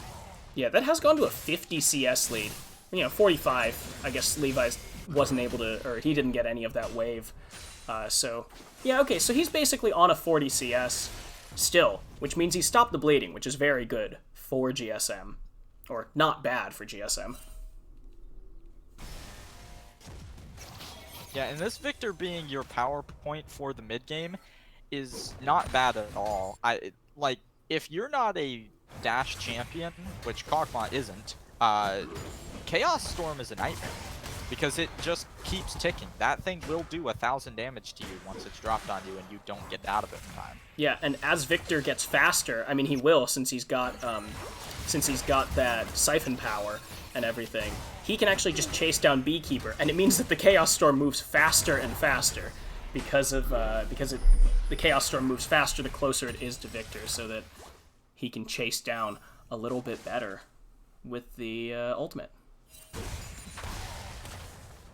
Yeah, and in that scenario specifically, Kog'Maw having Blade of the Ruined King active is actually going to be really important. Just to give him the ability to run out of the Chaos Storm or slow down Jabronis if he's ever actually getting run down. Yeah, stealing away that movement speed is big for a champion that really doesn't have much movement speed. Yeah, that Blade of the Ruined King does come through there for Beekeeper. It is almost finished up on the other side for Karasuda. He actually he just finished it on that back. I was about to check the gold, and the gold said 11, and I was like, he just bought it. 11? Oh, were you just like looking at the gold instead of... I hit the gold as he hit the Nexus pad. Yeah, so I'm sitting here, I'm like, why is he saying he might buy it in a little bit? It's in his inventory. But now, Return to the Middle Sticks does have their eyes on... they have their eyes on the dragon again, and they have found their Silver Spade. That is the Orn Horn going to be popped out. Papatito takes the kill there. Panther has to flash away. That's 2 flashes committed for just Shadeslayer's summoner spells. Couple of ults, but Dragon Prio is all in the favor of Return to the Middle Sticks. They also got the stopwatch out of Silver Spade as well, a really important teamfight resource for support specifically.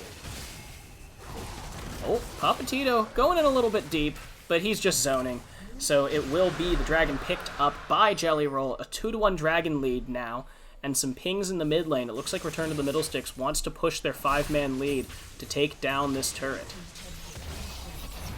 They dropped turret in the mid lane, and I wouldn't be surprised to see some of them head up to top for the tower, and some of them go to this Rift Herald. They're going to take as much off of this map as they can while they've got the advantage. Yeah, as we were talking about, with how much damage Kog'Maw does in the late game, and how hard Return of the Middle Sticks will have to commit in order to get him and kill him, Return of the Middle Sticks needs to just up the pace of this game in order to try and start to seal GSM's fate, bring this to 3 games. Our first 3-game series in playoffs. Yeah, it would actually be really interesting if this game does go late, because GSM have a really strong late game team comp. They just do. Return to the Middle Six comp is actually a little bit more balanced. They have Jelly Roll for the early game. Nautilus CC is almost always good, but they've drafted themselves Ornn, which gives you something ridiculous. I don't have the price points as we see GSM Levi's flash away from the scary Chaos Storm in the mid lane. He keeps... I did not expect him to flash in there. Yeah, the waiting arms of Shadeslayer. Levi's used the Chrono Break back, and Jabronis manages to pick up his 5th kill of the game there, so it was a good collapse by Return to the Middle Sticks. They're going to pick up another kill on Levi's. Talking about Cog, but discounting the Ornn-empowered Victor. Yeah, that's basically what Oates was saying. It's like Ornn is one of the best late game. You know, he makes sure that everyone scales better into the late game. Now, Zacho flashes away, uses the ultimate, but the depth charge is committed. Kid Shadeslayer cannot find this Mundo. He's just too tanky to deal with. I'm a little confused about that specifically just because it was Papatito and Gid blowing everything to try and kill Mundo. You you don't really have damage between the two of you. Not for that champion at least.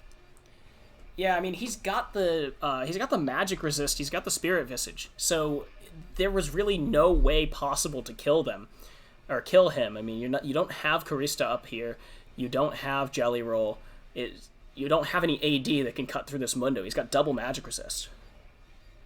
Yeah, and as I was saying before, that solo kill came in through the mid lane. I don't know exactly what the price points is, but on full item upgrades at level 18, I think Ornn gives you something ridiculous like 5,000 to 8,000 gold worth of stats or more. It's kind of nuts. And like I said earlier, Victor being one of the best late game mages you could have, I don't necessarily think that late game goes to GSM straight up. Yeah, I mean, with all of the Ornn items, I mean, Jabroni's is almost certainly going to be picking up a death cap in order to use those Ornn items effectively. So that's like the third best. I think it's the third best gold efficient Ornn item, and on average they're like 1,000 gold. But I think Abyssal Mask, Sunfire Cape, and those get up to like 1,100 gold worth of stats for free. Yeah, and I mean, if you're playing Lee Sin in this game and it does go late, there is a point eventually where you just turn into an insect bot. But being an insect bot when the enemy AD carry is specifically Kog'Maw is never a bad thing. If you get that champion out of position, then the damage remaining on GSM falls exclusively to Levi's in the late game sense. I mean, it's not that Mundo and do damage, quote unquote, but they don't do I'm going to carry the remaining part of this team fight because my carry died or damage. Yeah, and yeah, as you said, Levi's, it's basically up to him if Beekeeper gets picked. I do think that GSM in the late game, it is much easier to execute on that because Kog'Maw's win condition is stand still and don't get killed. Meanwhile, you have to get a couple of things all working in concert for a Return of the Middlesticks to get, namely that you have to pick Beekeeper with probably the Insect. You can also do it with the Ornn Horn.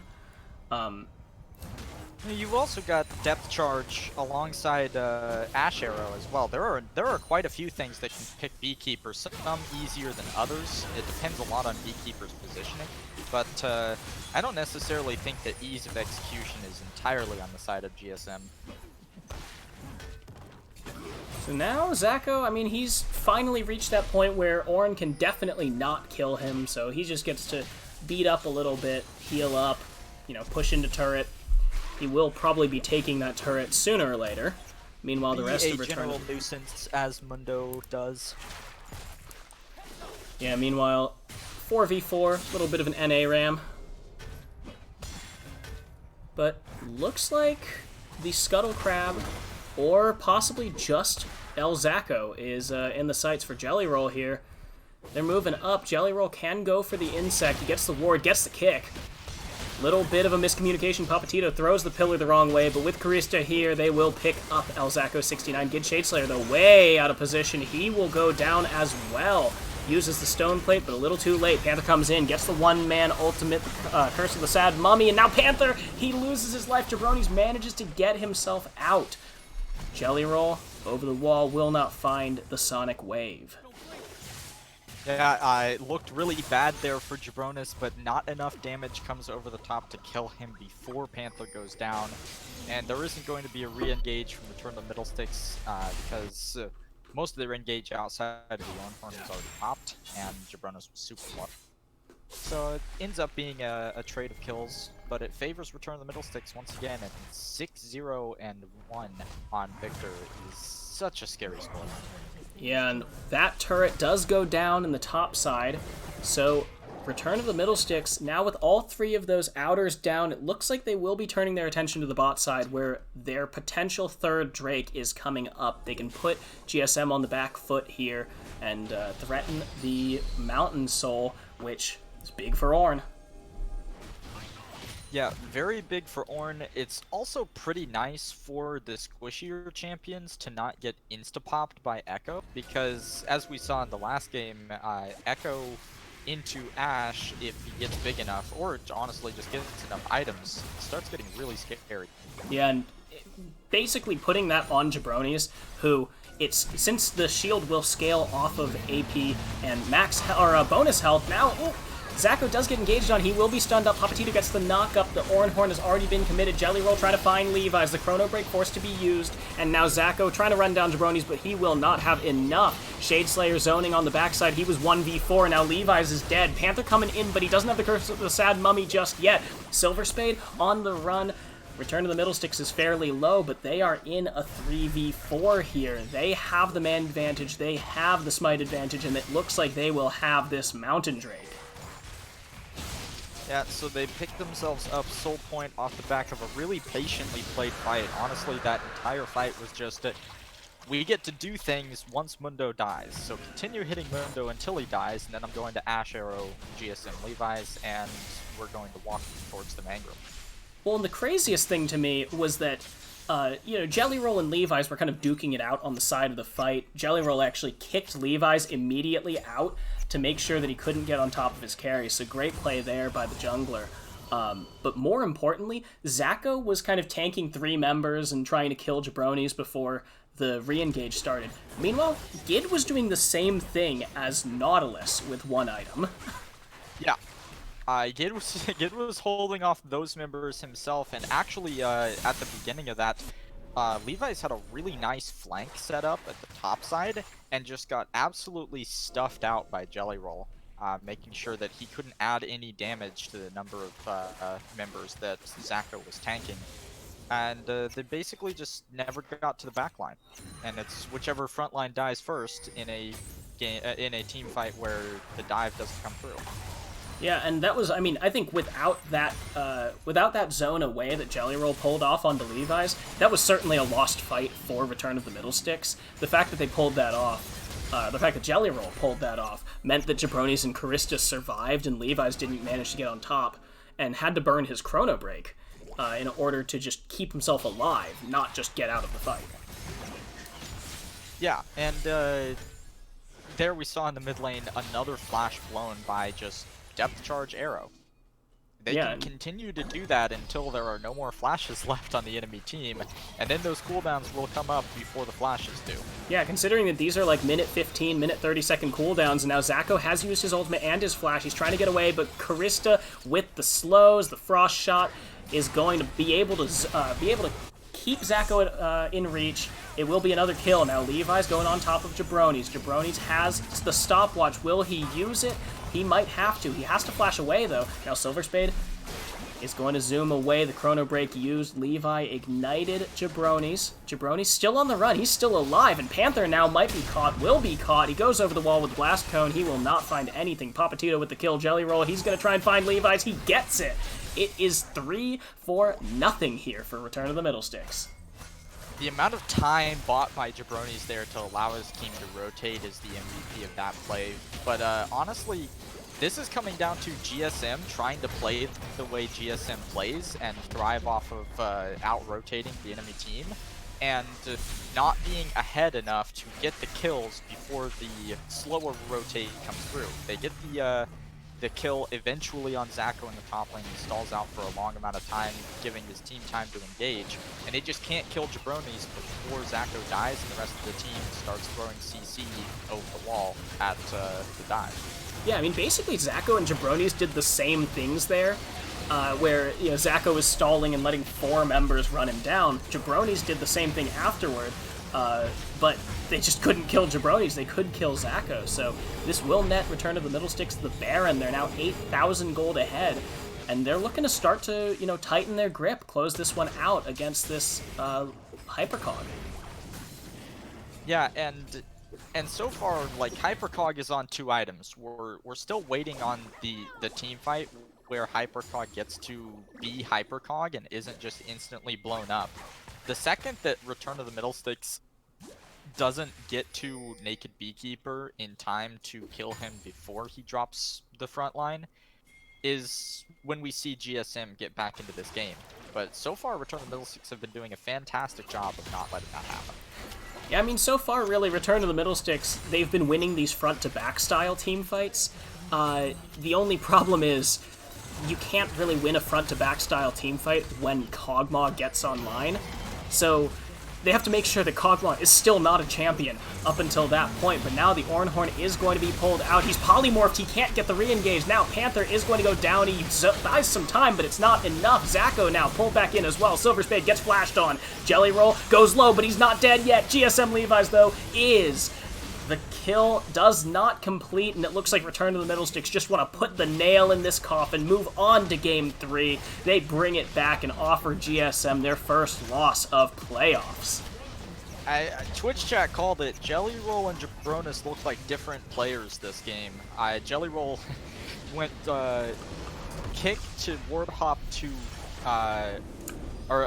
Q to ward hop to kick flash naked Beekeeper back into that fight through a C that was tossed his direction. So we'll have to see if GSM go ahead and change their draft up to continue banning that way, or if they just elect not to draft Hypercog and go back to the playstyle that won them game 1.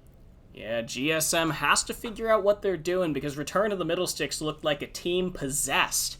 So it is going to Game 3 for the first time in these playoffs, so cue up the Silver Scrapes because we're going to take a quick break.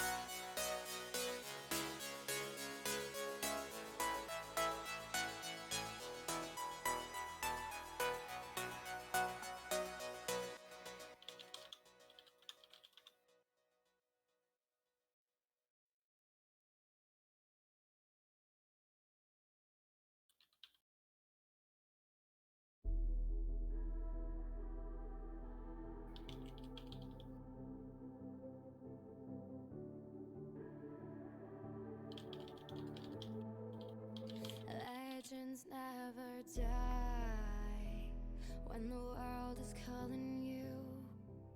Can you hear them screaming out your name? Legends never die, they become a part of you. Every time you bleed for reaching greatness, relentless, you survive. They never lose hope when everything's cold and the fighting's near. It's deep in their bones, they'll rot into smoke when the fire is fierce. Oh, pick yourself up, 'cause legends never die when the world is calling you. Can you hear them screaming out your name? Legends never die, they become a part of you. Every time you bleed for reaching greatness, legends never die. They're written down in eternity, but you'll never see the price it costs. The scars collected all their lives. When everything's lost, they pick up their hearts and avenge defeat. Before it all starts, they suffer through harm just to touch our dream. Oh, pick yourself up, 'cause legends never die when the world is calling you. Can you hear them screaming out your name? Legends never die, they become a part of you. Every time you bleed for reaching greatness, legends never die. When the world is calling out your name, begging you to fight.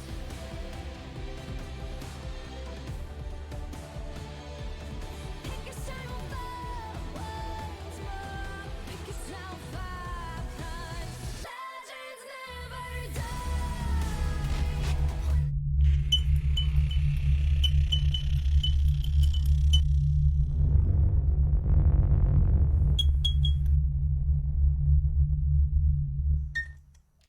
Welcome back. We are here for Game 3 of Return of the Middle Sticks versus GSM, our gold finals.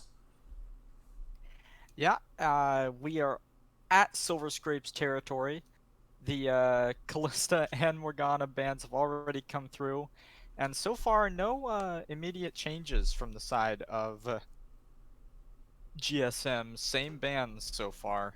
Same with Return of the Middle Sticks, too. Morgana and Zack taken away. It worked last time, you know? The set still up at the moment, and they will actually ban Karasuda's Ash as well. So we'll have to see something different from him. Yeah, that's an interesting one because that has been the only champion that Karista has been able to play this playoffs. Both games in semis and both games so far in the finals. The set taken away by Return of the Middle Sticks. We'll have to see what the first pick is going to be here. Thresh is available, Amumu is available, and so is Mundo, of course. And we'll have to see where the priority goes. They actually will opt for the Ornn. This is not out of the wheelhouse of Elzacco at all. He's played this champion numerous times over the course of the split, and it looks like Return of the Middle Six were ready for that. Instant Mordekaiser pickup, and the Jelly Roll gets his Lisa. Yeah, Mordekaiser is just a great 1v1 take into Ornn. Between the healing, the shields, and all of the CC that Mordekaiser offers, not to mention the Death Realm interrupting the call of the Forge God in those 1v1s and beyond. Yeah, and it looks like a return of Mumu for Panther. I expected no less. And if we follow suit, Levi should lock in his champion here. They almost always leave bot lane a mystery for the first phase of draft. And especially since they're on blue side this time, they can pick their entire bot lane at once. So, they're not blind locking Cog first pick on, or fourth pick on red side. But it's going to be the Zyra. It's a Silver Spade champion, not necessarily as iconic as his Morgana or his Thresh, but a Silver Spade champion nonetheless. And it is interesting to see that picked up here, just because I highly doubt Zyra would have been banned out. Yeah, that's a little bit of a head scratcher they get the Cassiopeia pickup for Jabronis, so now Levi's can look for maybe a counter pick here in this next phase, but it also offers the opportunity for Return of the Middlesticks to ban the biggest counters to Cassiopeia, so we'll have to see what of Return of the Middlesticks' bot lane that GSM will be targeting here. And the selection of Jabronis Cassiopeia, I think, is specifically because of Ornn. You have the Victor left open. Maybe not something that you wanted to blind, but Cassiopeia's ground effect into Ornn ult specifically is really helpful. And Jabronis has just been really solid on the champion in the split thus far. It's been banned away in the 2 previous games. It's obviously something that GSM were worried about. And the Ahri going to be taken away. Return of the Middlesticks bans that away from Levi's. They don't want him, going for these cheeky solo kills with all the mobility that Ahri offers. And the Leona, another hook champion taken away from Gid. I appreciate the respect being paid to Ahri. A lot of people assume that because Ahri's a dash-oriented champion that she's bad into Cassiopeia. I've never found that to be the case. Ahri's actually one of my go-to picks into that champion. So, obviously, an amount of homework being done by Return of the Middlesticks. Ooh, and the Thresh is taken by Gid Shadeslayer. Now the Aphelios is going to be hovered.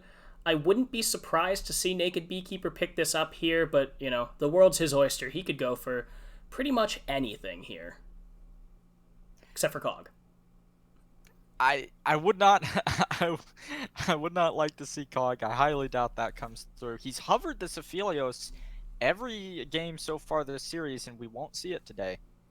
Yeah, so now it's just Levi's mid laner. This will be into Cassiopeia. The Bard, of course, being hovered.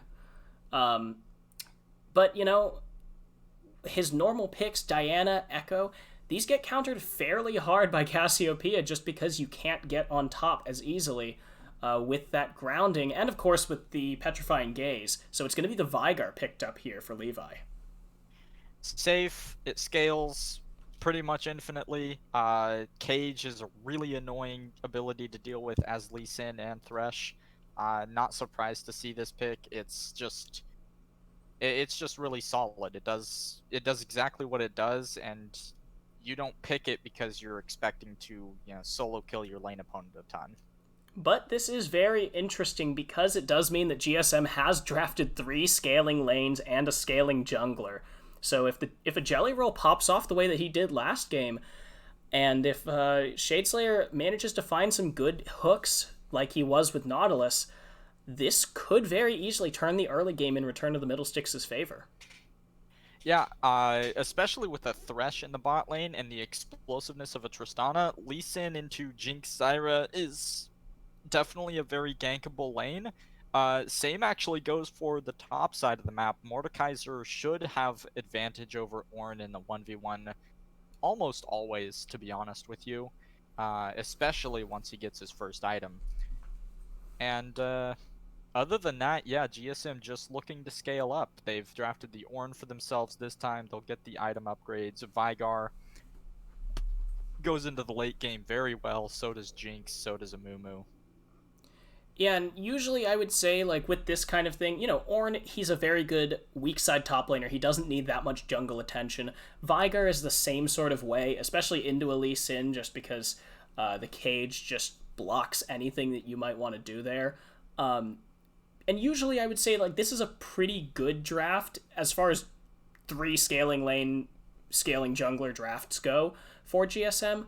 but into Return of the Middlesticks, who have looked really good, and specifically into the Lee Sin that can just kind of be all over the map, and Amumu can't do much about it, I think Return of the Middlesticks does really have the edge here. They've got the early, mid, and late game powerhouses, just like last game. They've got the Lee Sin, they've got the Tristana for the mid game, and Cassiopeia when it goes super late. Yeah, it's actually fairly reminiscent, in my opinion, of Game 1, the only outlying being Jelly Roll's Lee Sin to kind of boost them up in the early game. We'll have to see if this game goes differently. Obviously, Jabronis getting a triple kill at the beginning of the last game kind of set the tone for the way the rest of that played out. But if Jelly Roll's able to get these lanes ahead, then it's going to be very difficult for GSM to hit the points where their characters are online and stronger than Return of the Middlesticks before Return of the Middlesticks is capable of ending the game. Yeah, and this is another game where I am interested in the teleports.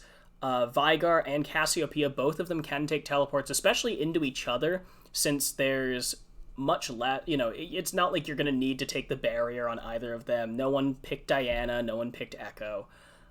So they can go for a little more of that map pressure, a little more of that returning to lane, rather than having to go for a combat summoner. So I'm interested to see what that does. Of course, Ornn and Mordekaiser probably will just go for teleports naturally. Yeah, likely teleports for those champions specifically.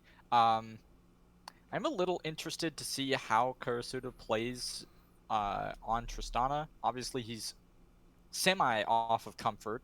He's capable of playing almost any AD carry, I would imagine, but definitely not what he's been used to playing this playoffs and for most of this season as well.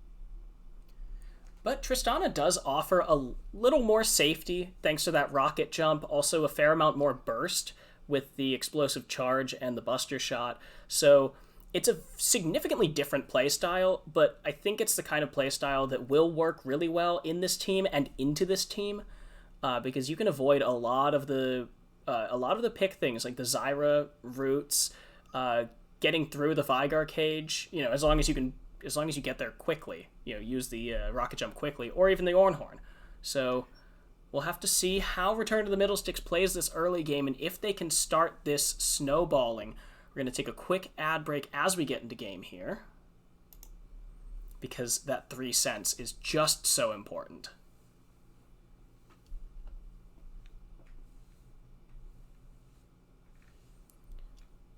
Ooh, nice. Coven Zyra. It's a cool-ass skin. And the Prestige Edition, too. Damn, Silver Spade. You weren't screwing around, were you? And, of course, the Infernal Amumu. That's a fun one. What was he playing last game? Hextech? I think it was Hextech, yeah. Yeah, so GSM really flexing their skins. There's an immediate pause as we get into game. And we still got 20 seconds on that ad break remaining. But, everyone can still see it since you can just go into theater mode for that.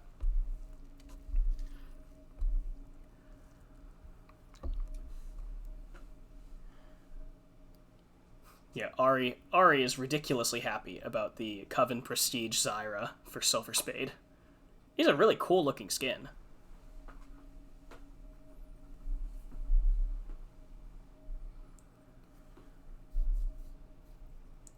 Apparently the ad break was a little early. We should have done it the moment that the pause started. Well, hindsight is 20/40, so It's not 2020? nope. The year is 2020. And 2020 doesn't equal good anymore. But we are into Game 3 here, GSM versus Return of the Middlesticks.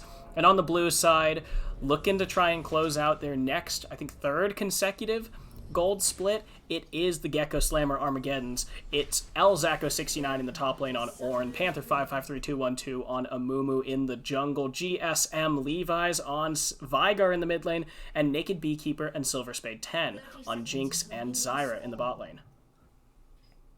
And over on the red side, we've got Return of the Middle Sticks, Gold, Papatito up in the top lane on Mordekaiser, a Jelly Roll in the jungle playing Lee Sin, Jabronis in the mid lane on Cassiopeia and Kurasuda, and Gidshade Slayer in the bot lane on Tristana and Thresh. And again, everyone just playing pretty safe, just 5-pointing. They don't want to invade against each other. Throwing away the game this early would probably just be a real bummer for the closest series in playoffs so far. And particularly anticlimactic on that note. We will see Jelly Roll start topside on his red buff, so no cheese coming through level 1 like we saw in the first game, but there it is. Another pause. But yeah, as you said, no cheese. Jelly Roll is going to start red side, or red buff, which Karista and Gidshade Slayer should just fake leash so that Panther doesn't know where Jelly Roll's going to be. There is a potential for him to go red to then Panther's blue and try and steal that away. Try and 3-buff him. Yeah, there is that opportunity. We also could see just some general bullying Lee Sin, the stronger early jungle of the two of them. And it's also possible that we see an early gank, considering that Lee Sin will have his red buff as opposed to starting blue. That may be oriented down to the mid lane, trying to get some early pressure for Jabronis. Yeah, if he can get that level 2 gank onto a Vigar who isn't level 2 yet and doesn't have cage, that could be huge for Return of the Middle Sticks. We'll have to see, we're likely to see. He's cheating up towards the Krug, so no early action of that kind. Meanwhile, Panther did go red to Raptors. Pretty normal for a Mumu. He, is very good at taking these large camps now. Shadeslayer moves in. Beekeeper gets jumped on. That's the Ignite Flash heal committed by GSM. And Shadeslayer trades 2 for 1 on Summoners again. This is just what Return of the Middle Sticks bot lane does. They look for the earliest hook play they possibly can, and they blow sums. Usually it's at level 2. This time they throw caution to the wind and toss it out level 1. But yeah, Beekeeper's playing without sums for the first... Yeah, I mean, frankly... 2 to 7 minutes of the game. Naked Beekeeper did kind of offer that one up on a silver platter. He was in perfect position for Shadeslayer to find that hook. So it's just good capitalization on these hook champs. And I'm liking it that, the brand didn't work out game 1, so he went back to his roots, and he is finding it.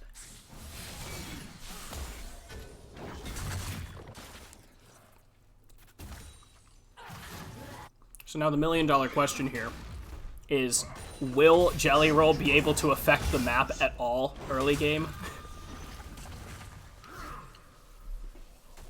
Yeah, it will be rather difficult into some of the lanes that are so hard to gank, and with the pressure and the fact that you're playing with a Tristana bot lane, you're almost always going to be shoved in. That's just kind of how Tristana works. You don't get to freeze lane and farm at the same time. But, that still can work in the favor of Return of the Middle Sticks, as long as they're, taking this bush control. Of course, the Zyra plants can try and, mess that up a little bit. And already we see Jelly Roll attempting his first gank down in the bot lane. There's the flash hook. It won't find anyone, but a little bit of damage down onto Naked Beekeeper. A pull back in. They might... Oh, wow! Damage! That is First so blood much goes over damage. to Kurasuda. That's a 200 damage pop off of that second auto attack and the bomb pop. That's disgusting. Yeah, so Karista does get his hands on a kill.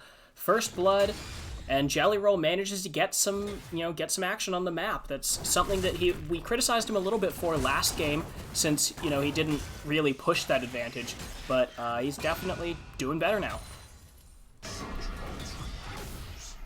Definitely doing fairly well, and Naked Beekeeper's flash still down for another 2.5 minutes, so Jelly Roll might just end up making bot lane his playground this game. Yeah, and Karista hasn't gone back yet. He's still just, holding in lane right here. And let's actually see.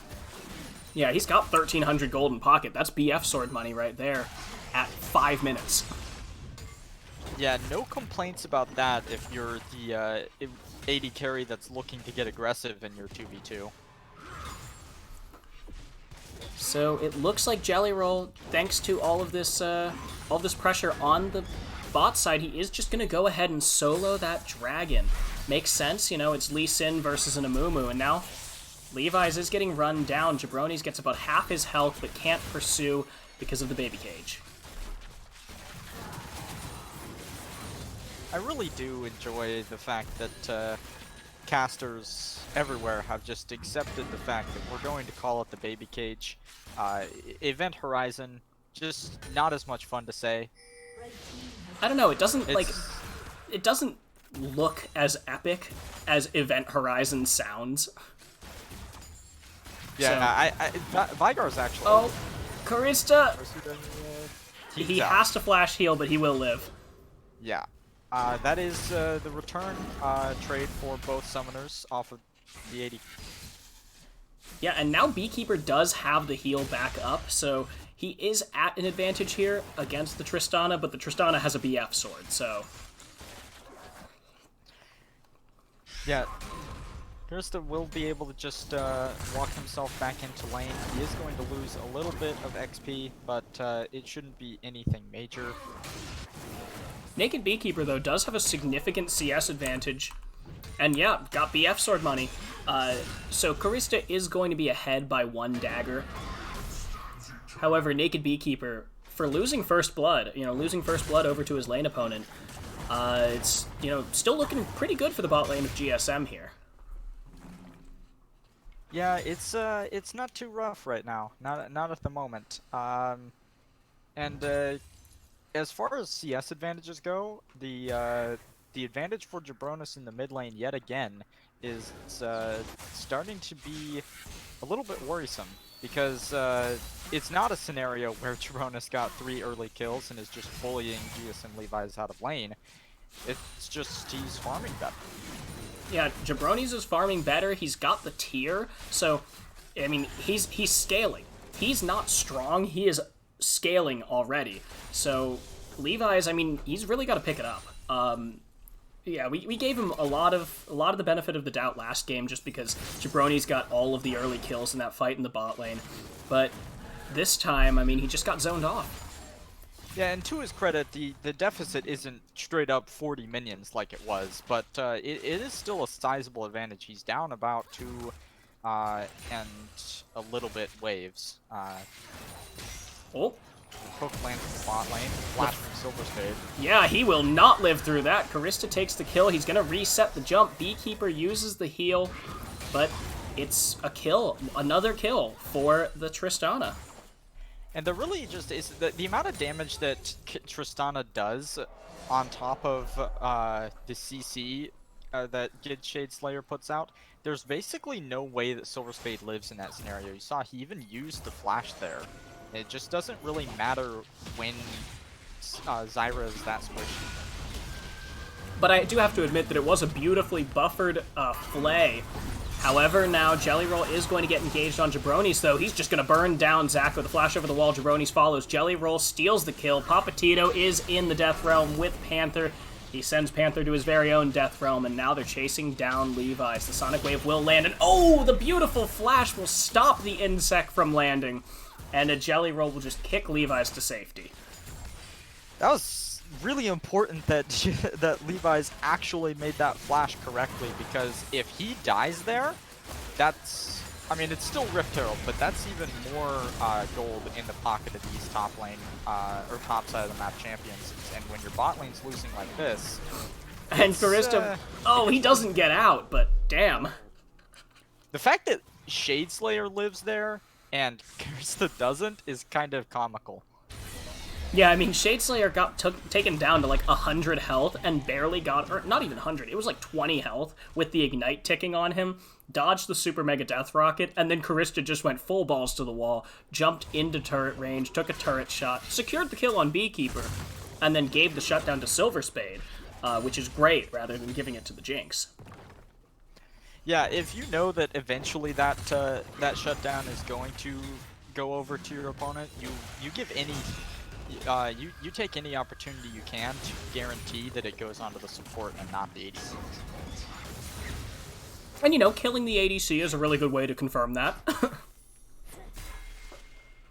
And now we've reached the point where every time we looked up at the top lane, Papatito had a major health disadvantage, was kind of just getting knocked around by Ornn, but now that he's got the Haunting guys, he can kind of take these fights whenever he wants to. He's just stronger, and this is the way the Mordekaiser to Ornn lane should go. I'm honestly kind of surprised that Elzacco continues to challenge him in this manner. Yeah, and Papatito actually has flash here, so if Zacco steps up, Papatito can just, like, you know, flash dong him with the hammer.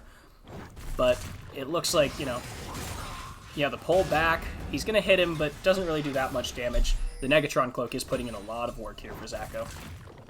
Yeah, it is super helpful. If Papatito had ultimate, it was definitely 100% dead Ornn, but Elzacco cracking the cooldown knows that that's not going to happen. He's just content to farm out under his tower. But now Jelly Roll and Jabronis, they're pushing here in the mid lane.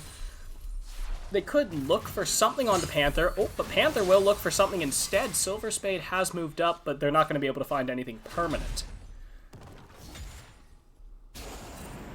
Ooh, Shade Slayer does get engaged on here. Panther moving forward. Shade Slayer going to flay away. Uses the hook. Not quite, but oh, that's a beautiful Curse of the Sad Mummy. Good Shade Slayer will go down. Karista is low, but he lives with his flash. I'm both surprised that Karista decided to take that fight, and also that he went onto Panther and not Zyra there. But he does burn his summoners and gets out alive. Gid will pay the price alongside Dragon, which evens up that score. However, you've got the Lee Sin here in the top side. He's tanking the turret, but Zacco, he is going to actually knock up Papatito. Papatito is going very low here. Zacco does get pulled back, and dong! Papatito takes it. Second kill of the game, and a couple of turret plates here for Return to the Middlesticks. Yeah, valiant effort there from Zacco. Almost makes the 1v2 happen. They also rotate Jabronis up here, so this will just be first tower. They're going to confirm that off of the remaining ranged minion. Very slowly, we'll see it not happen. They don't have enough damage quite yet.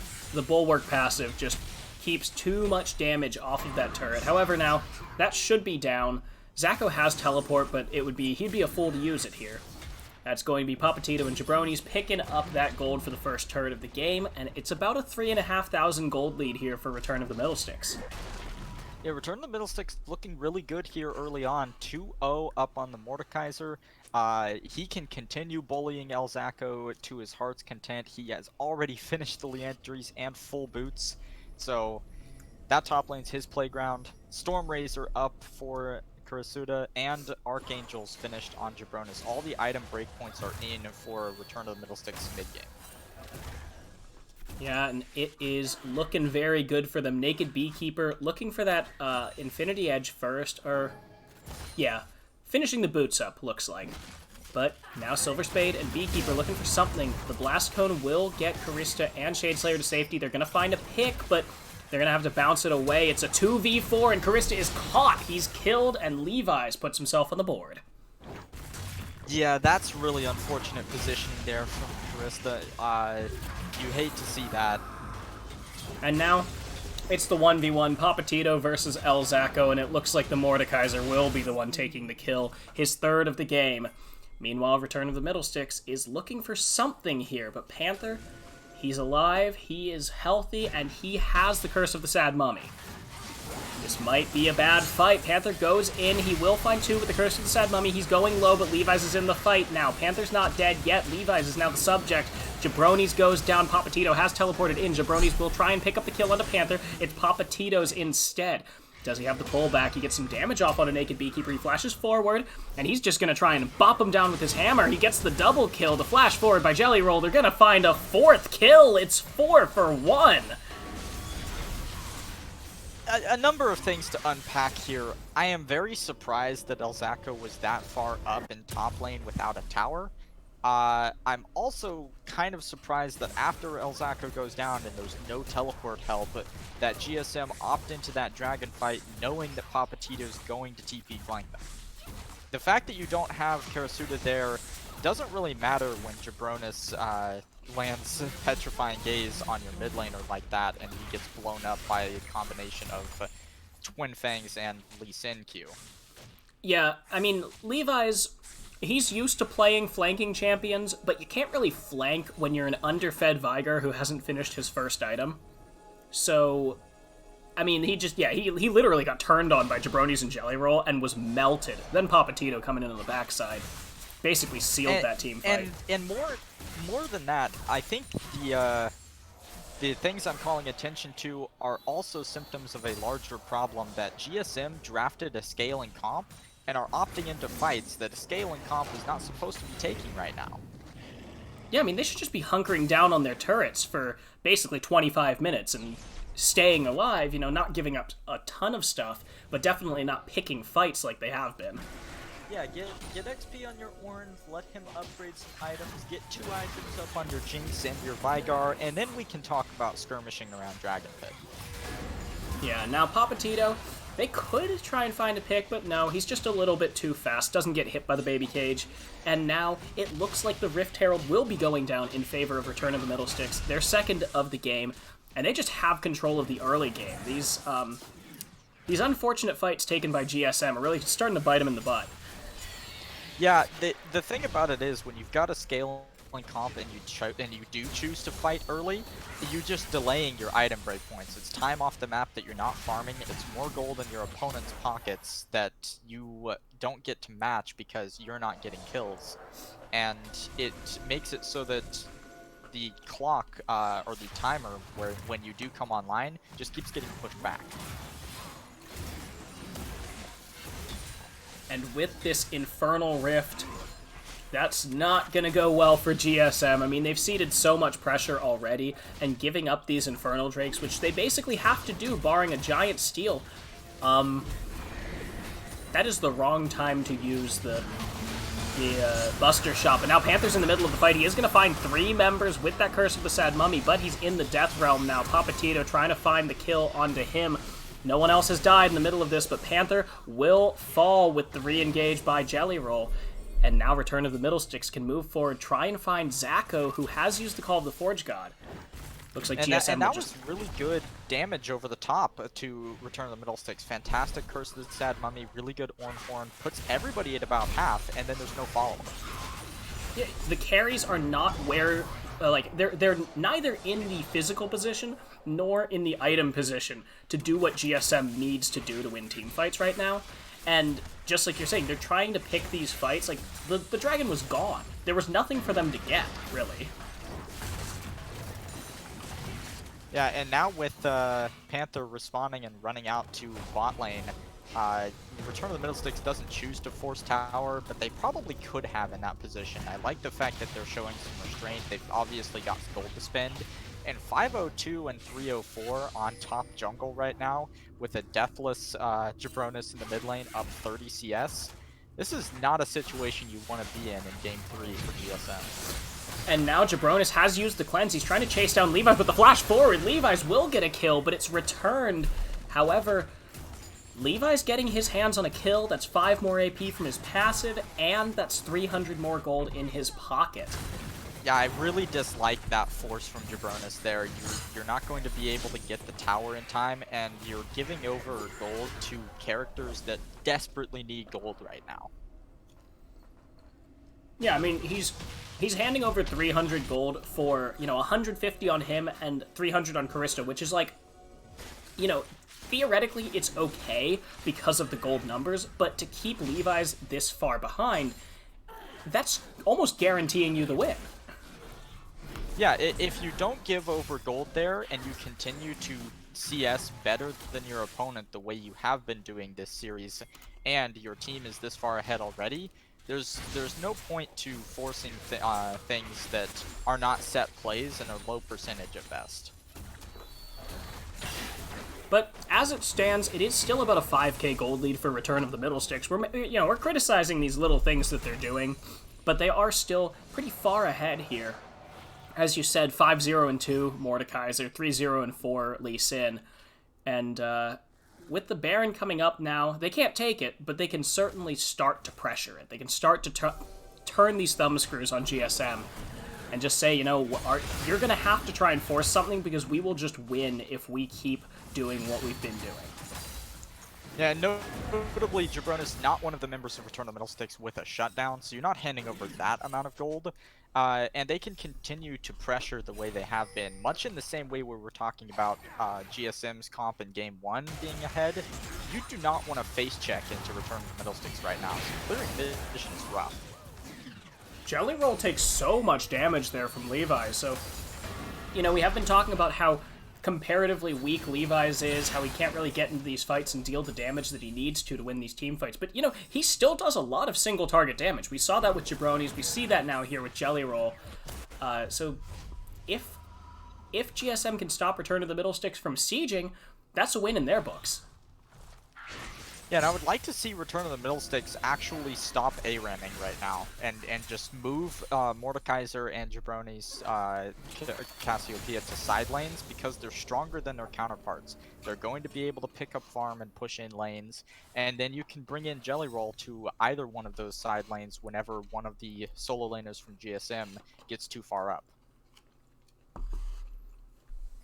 But they have been, they've been A-ramming for so long that now the third dragon potential is coming up here in 45 seconds. Return to the Middle Sticks.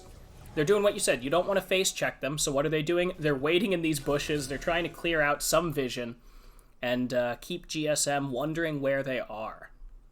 It's not in any of the lanes, I can tell you that much. Nope, they are all stacked into this bush. And the first one to face check dies. That's just how this works. Fnatic bush strats are overpowered. Who's it going to be? The hook comes through. Panther's caught. Panther's grounded. He uses the Curse of the Sad Mummy. Gets two, but that's one picked up by Naked Beekeeper. Jelly Roll is low. He flashes away. Ornn's coming in. He has the Ornn Horn available. He gets the knock up, but he is in the Death Realm. Papatito running through. He does get knocked up, but he will send Zacho to hell in a second. Jelly Roll kicks him into the chamber. And now Return of the Middle Sticks, they get a 2-for-1. They gave a kill over to Naked Beekeeper, but they still have the man advantage and the smite advantage.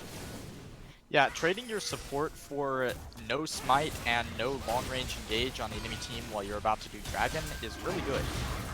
And this is, again, putting GSM on this timer. It says 5 more minutes, and if you do not stop that Dragon, we will just destroy you with Infernal Soul. Yeah, Infernal Soul on this comp specifically is basically game. I'm gonna call that early just because Tristana keeps getting range. You have a Cassiopeia, a fed Mordekaiser. Gid will go down in the trade there for support, but they do stop the push in the mid lane, notably, which is the important part. They're not giving over standing gold to GSM in this mid game right now. And like you called it, being on Soul Point and that Soul being Infernal, really rough situation.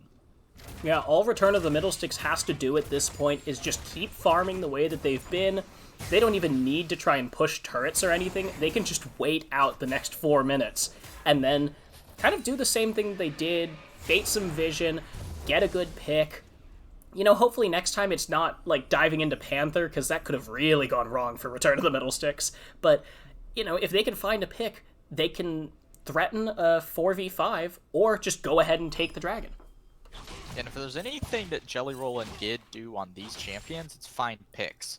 So as long as they keep a solid vision line and wait for GSM to get anxious and try to figure out where they are on the map, they can get the pick that they need. So now that mid turret is going to fall, and that is all 3 outer turrets. This opens up the map so much more for GSM. They can actually start moving through the jungle just like they're doing right now, and Zacho is none the wiser. He's in trouble. He is in a lot of trouble. He is in a lot of trouble. That's the second time this game that Zacho has pushed up too far in top lane without a tower. it's continuously surprising to me because at this point you're not even taking fights. You're just dying for farm. Did Levi's misclick his ultimate? Because that's horrible. Shadeslayer will go down under the turret, but Papatito actually may be too deep because the rest of Return to the Middlesticks has backed off. They don't want to take this fight. Papatito will just be burned down. The shutdown, oh, it goes over to a Mumu, though. A little unfortunate there, but the fact that they get that amount of gold off of Return to the Middlesticks is really good. I don't like the fact that Return to the Middlesticks forced so hard there without a wave to properly take the tower. Both top laners extending themselves a little bit too far in this one. But if you're GSM right now, you know, we've been talking a lot about Return to the Middlesticks. You still have the scaling comp that you drafted into this game with. That you do have to contest Infernal Soul. But that's really the only thing on the map outside of inhibitors that you have to contest right now. Otherwise, you can just farm. Yeah, and like we were talking about how Levi's and Beekeeper just need to farm. They just need to get some kills if they can find them, but you know, not to overextend, not to force anything. And I think for Zacho, it was just get level 14. But now Silver Spade is caught. Papatito, he says, I'm back, bitches, and I am going to take down your support. Yeah, teleports in there for that pick, and off of that, they honestly might just start Baron. Yeah, they could just bait it, really. Bait it. Yeah. But the ward is, like, right outside the Baron pit, so the good news is GSM know that Return of the Middlesticks cannot, like, they can't take this without being seen. But now, Return of the Middlesticks, they know that GSM backed off, so they're just going to try and force it here. Yeah, they did cheat 2 towards the bot side, and they have to walk through vision to get there. This is going down really fast. Power of Infernal Soul and a double Leandry's comp, I guess. Yeah, the smite does not come through, but Panther now, he's looking for something, but Karista has moved forward. He is rooted up, but that is going to be the ultimate used by Jabronis. Karista, Gid, Shadeslayer, they're both very low. Panther has to try and get back in, but Karista flashes the wall. Papatito is here. He has already used the Death Realm. Jinx could just start free firing. That's 1, that's 2. Can he get 3? Karista jumps over the wall. Jelly Roll is just going to be the sacrificial lamb. The Baron went down for Return of the Middlesticks, but it's a triple for the Jinx on the back end. Yeah, that fight was super chaotic, but that entire time, no one on Return to the Middlesticks is hitting the free-firing Jinx, so Naked Beekeeper picks up a triple kill. The Baron does go over, but at that point, you just handed so much gold to possibly the one person on GSM that you don't want to hand in. Yeah, so now GSM does have to stop this Infernal Drake, but it's going to be so much easier now that Beekeeper has his 3rd item. He's actually ahead of Karista now. Look at that. That's a 60 CS difference and a 2k gold difference. So Beekeeper is so strong right now that Return of the Middlesticks need to pick him if they want to win a team fight around this Infernal Drake. Yeah, it is absolutely imperative that you take Beekeeper out of this fight before you actually commit to it. And they're just going to give over the dragon. I think that's the right call here. There isn't really a timer on being on Soul Point. You're on Soul Point until you take Soul. I don't like the fact that they're giving an extra 5 minutes to a scale and comp. But at that point, you have so little priority on Dragon Pit that taking a fight there probably just evens. Yeah, I mean, they just weren't there, was the thing. Return of the Middlesticks had no opportunity to get there. Now Panther, he finds 4! The Ornhorn comes through, but it will not be re-engaged. Panther, now taking a lot of damage. Gid Slade gets a beautiful flay! That's 1, 2, 3! Beekeeper's dead! Karista, he's not even gonna go down. It's a triple, it's a quadra. Can they get all 5? It is a clean ace for Return of the Middlesticks. It's absolutely beautiful stuff there from Return of the Middlesticks. The ground that I talked about in Champ Select denies the knockup from El Zacho, and Gid Shadeslayer hits the hook of his life on Beekeeper in the clumped up mid lane. Gets 2-man flay, and it's, like you said, clean ace. Inhibitors for sure, possibly a Nexus Tower, but I think they'll back off after 1. Yeah, Beekeeper still has his Super Mega Death Rocket, so it looks like Return of the Middlesticks. They're gonna do the smart thing. They're gonna back off. They don't want to get caught with their pants down, overextend. Like, like they've been punished for so many times this series.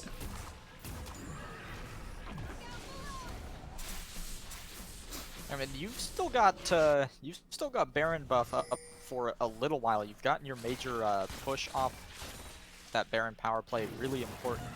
You're up. I don't do math. 7K. 7K, yeah, about 7K, and you've got 3 items to 3 items on your ADCs. A full item up for Jabronis, who's actually just disassembled his Zanyas and reassembled it. We're not going to talk about that. Let's see, wait a minute. Undo? No, okay, we're good. Yeah, Beekeeper, though, got picked off by the greatest hook from Gid Shadeslayer of this series. Great flay, and I mean, that was basically it. I thought it was over when Panther got a 4-man Curse of the Sad Mummy, but thanks to the ground, thanks to the Petrifying Gaze, Jabronis kept El Zacco from hitting the Ornhorn. And, I mean, that started the beginning of the end. Beekeeper gets picked, and of course, Bob's your uncle. Return of the Middlesticks wins a beautiful fight, and they've got those super minions down in the mid lane, which is huge for the lane pressure, because now they can start taking these inner turrets. And it's fantastic specifically for what they have set up for, which is a 4-1 with Pop Petito in the bot lane. There is not a member alive on GSM who can match 3-item Mordekaiser right now in a side lane. Especially GSM Levi's because he's wave clear, and wave clear is what you need to stop that tower from going down. But of course, Return of the Middlesticks, they've got this 4-1, they're just letting Papatito push here, and they have the teleport advantage. Levi doesn't have teleport, so if Return of the Middlesticks try and go for something here, they can very easily get Papatito into that fight as long as he just backs off from the Vigar. You know, that's something I didn't notice / mention at the start of this game, but I really disagree with Vigar taking it. I'm going to be upfront with that. I mean, you don't necessarily have to take TP, but ooh, big Amumu ultimate. It's going to be the Karista knocking him back. Papatito is going to teleport in. Jabronis has picked off Beekeeper. He's going to get Silver Spade for a second. Karista is down, but that is a beautiful carry. Jabronis putting his frickin' team on his back and saying, no, Panther, you messed up by jumping into us. It's a triple kill for the Cassiopeia, a 3-for-1 overall. Panther obviously saw the play there, but I don't know if GSM was entirely on the same page. Levi's wasn't there. Zacco wasn't in position to get a nice Ornhorn over the top, and Naked Beekeeper gets close enough to Jabronis to get hit by the Petrifying Gaze and just gets 2-tapped by Twin Fangs. Yeah, and Jabronis somehow managed to hit that on both Naked Beekeeper and Silver Spade. They looked so far apart. That had to have been absolutely stretching the limits of that skill shot, but it's going to be the second Baron to Return of the Middlesticks, and even the ADC will get this one as he respawns. Yeah, full 5 Baron buffs going over, plus they can walk down and grab Soul while they're at it. It's a rough situation for GSM to be in. At this point, the scaling comp, they're just spamming "we scale" smiley face in all chat, mostly to themselves. But now Return of the Middlesticks trying to pull out this Soul Drake. 6,000 health on it. Return of the Middlesticks. If they get this, as you said, it's probably GG, but Panther, he could go for the steal of his lifetime. The Call of the Forge God coming through. It's a soul for a jelly roll, and Return of the Middlesticks gonna walk away. Yeah, reset, spend all the gold that you have, pick your lane assignments, and look to end the game here. Yeah, they've got that inhib in the mid lane down. They don't have the teleport advantage, but it really doesn't matter at this point. They've got 5 men with Baron buff, 5 men with Infernal Soul, so they can look to start tightening their grip. If they find a pick on the Beekeeper or Levi's, that should be all she wrote. Yeah, and honestly, Panther has been finding fantastic ults, but at this point, I don't know if a straight-up front-to-back team fight with the Mumu diving is enough for GSM. They have to come up with something more creative. And I'm just looking at GSM's builds now, And chat has been saying for a while that Beekeeper should have picked up QSS instead of healing reduction, because there are really two people that you care about for the healing reduction, Jabronis and Papatito. Papatito is going to be in a 1v1 during these team fights anyway, and Jabronis, I mean, he's just... There are a lot of other problems with these team fights than just Jabronis is getting a lot of healing. So, I think Beekeeper should have picked up a QSS, and also Levi's getting Morellonomicon second is also very weird. You just want to burst the one person that you're hitting, if you're Vygar. Go for the death cap.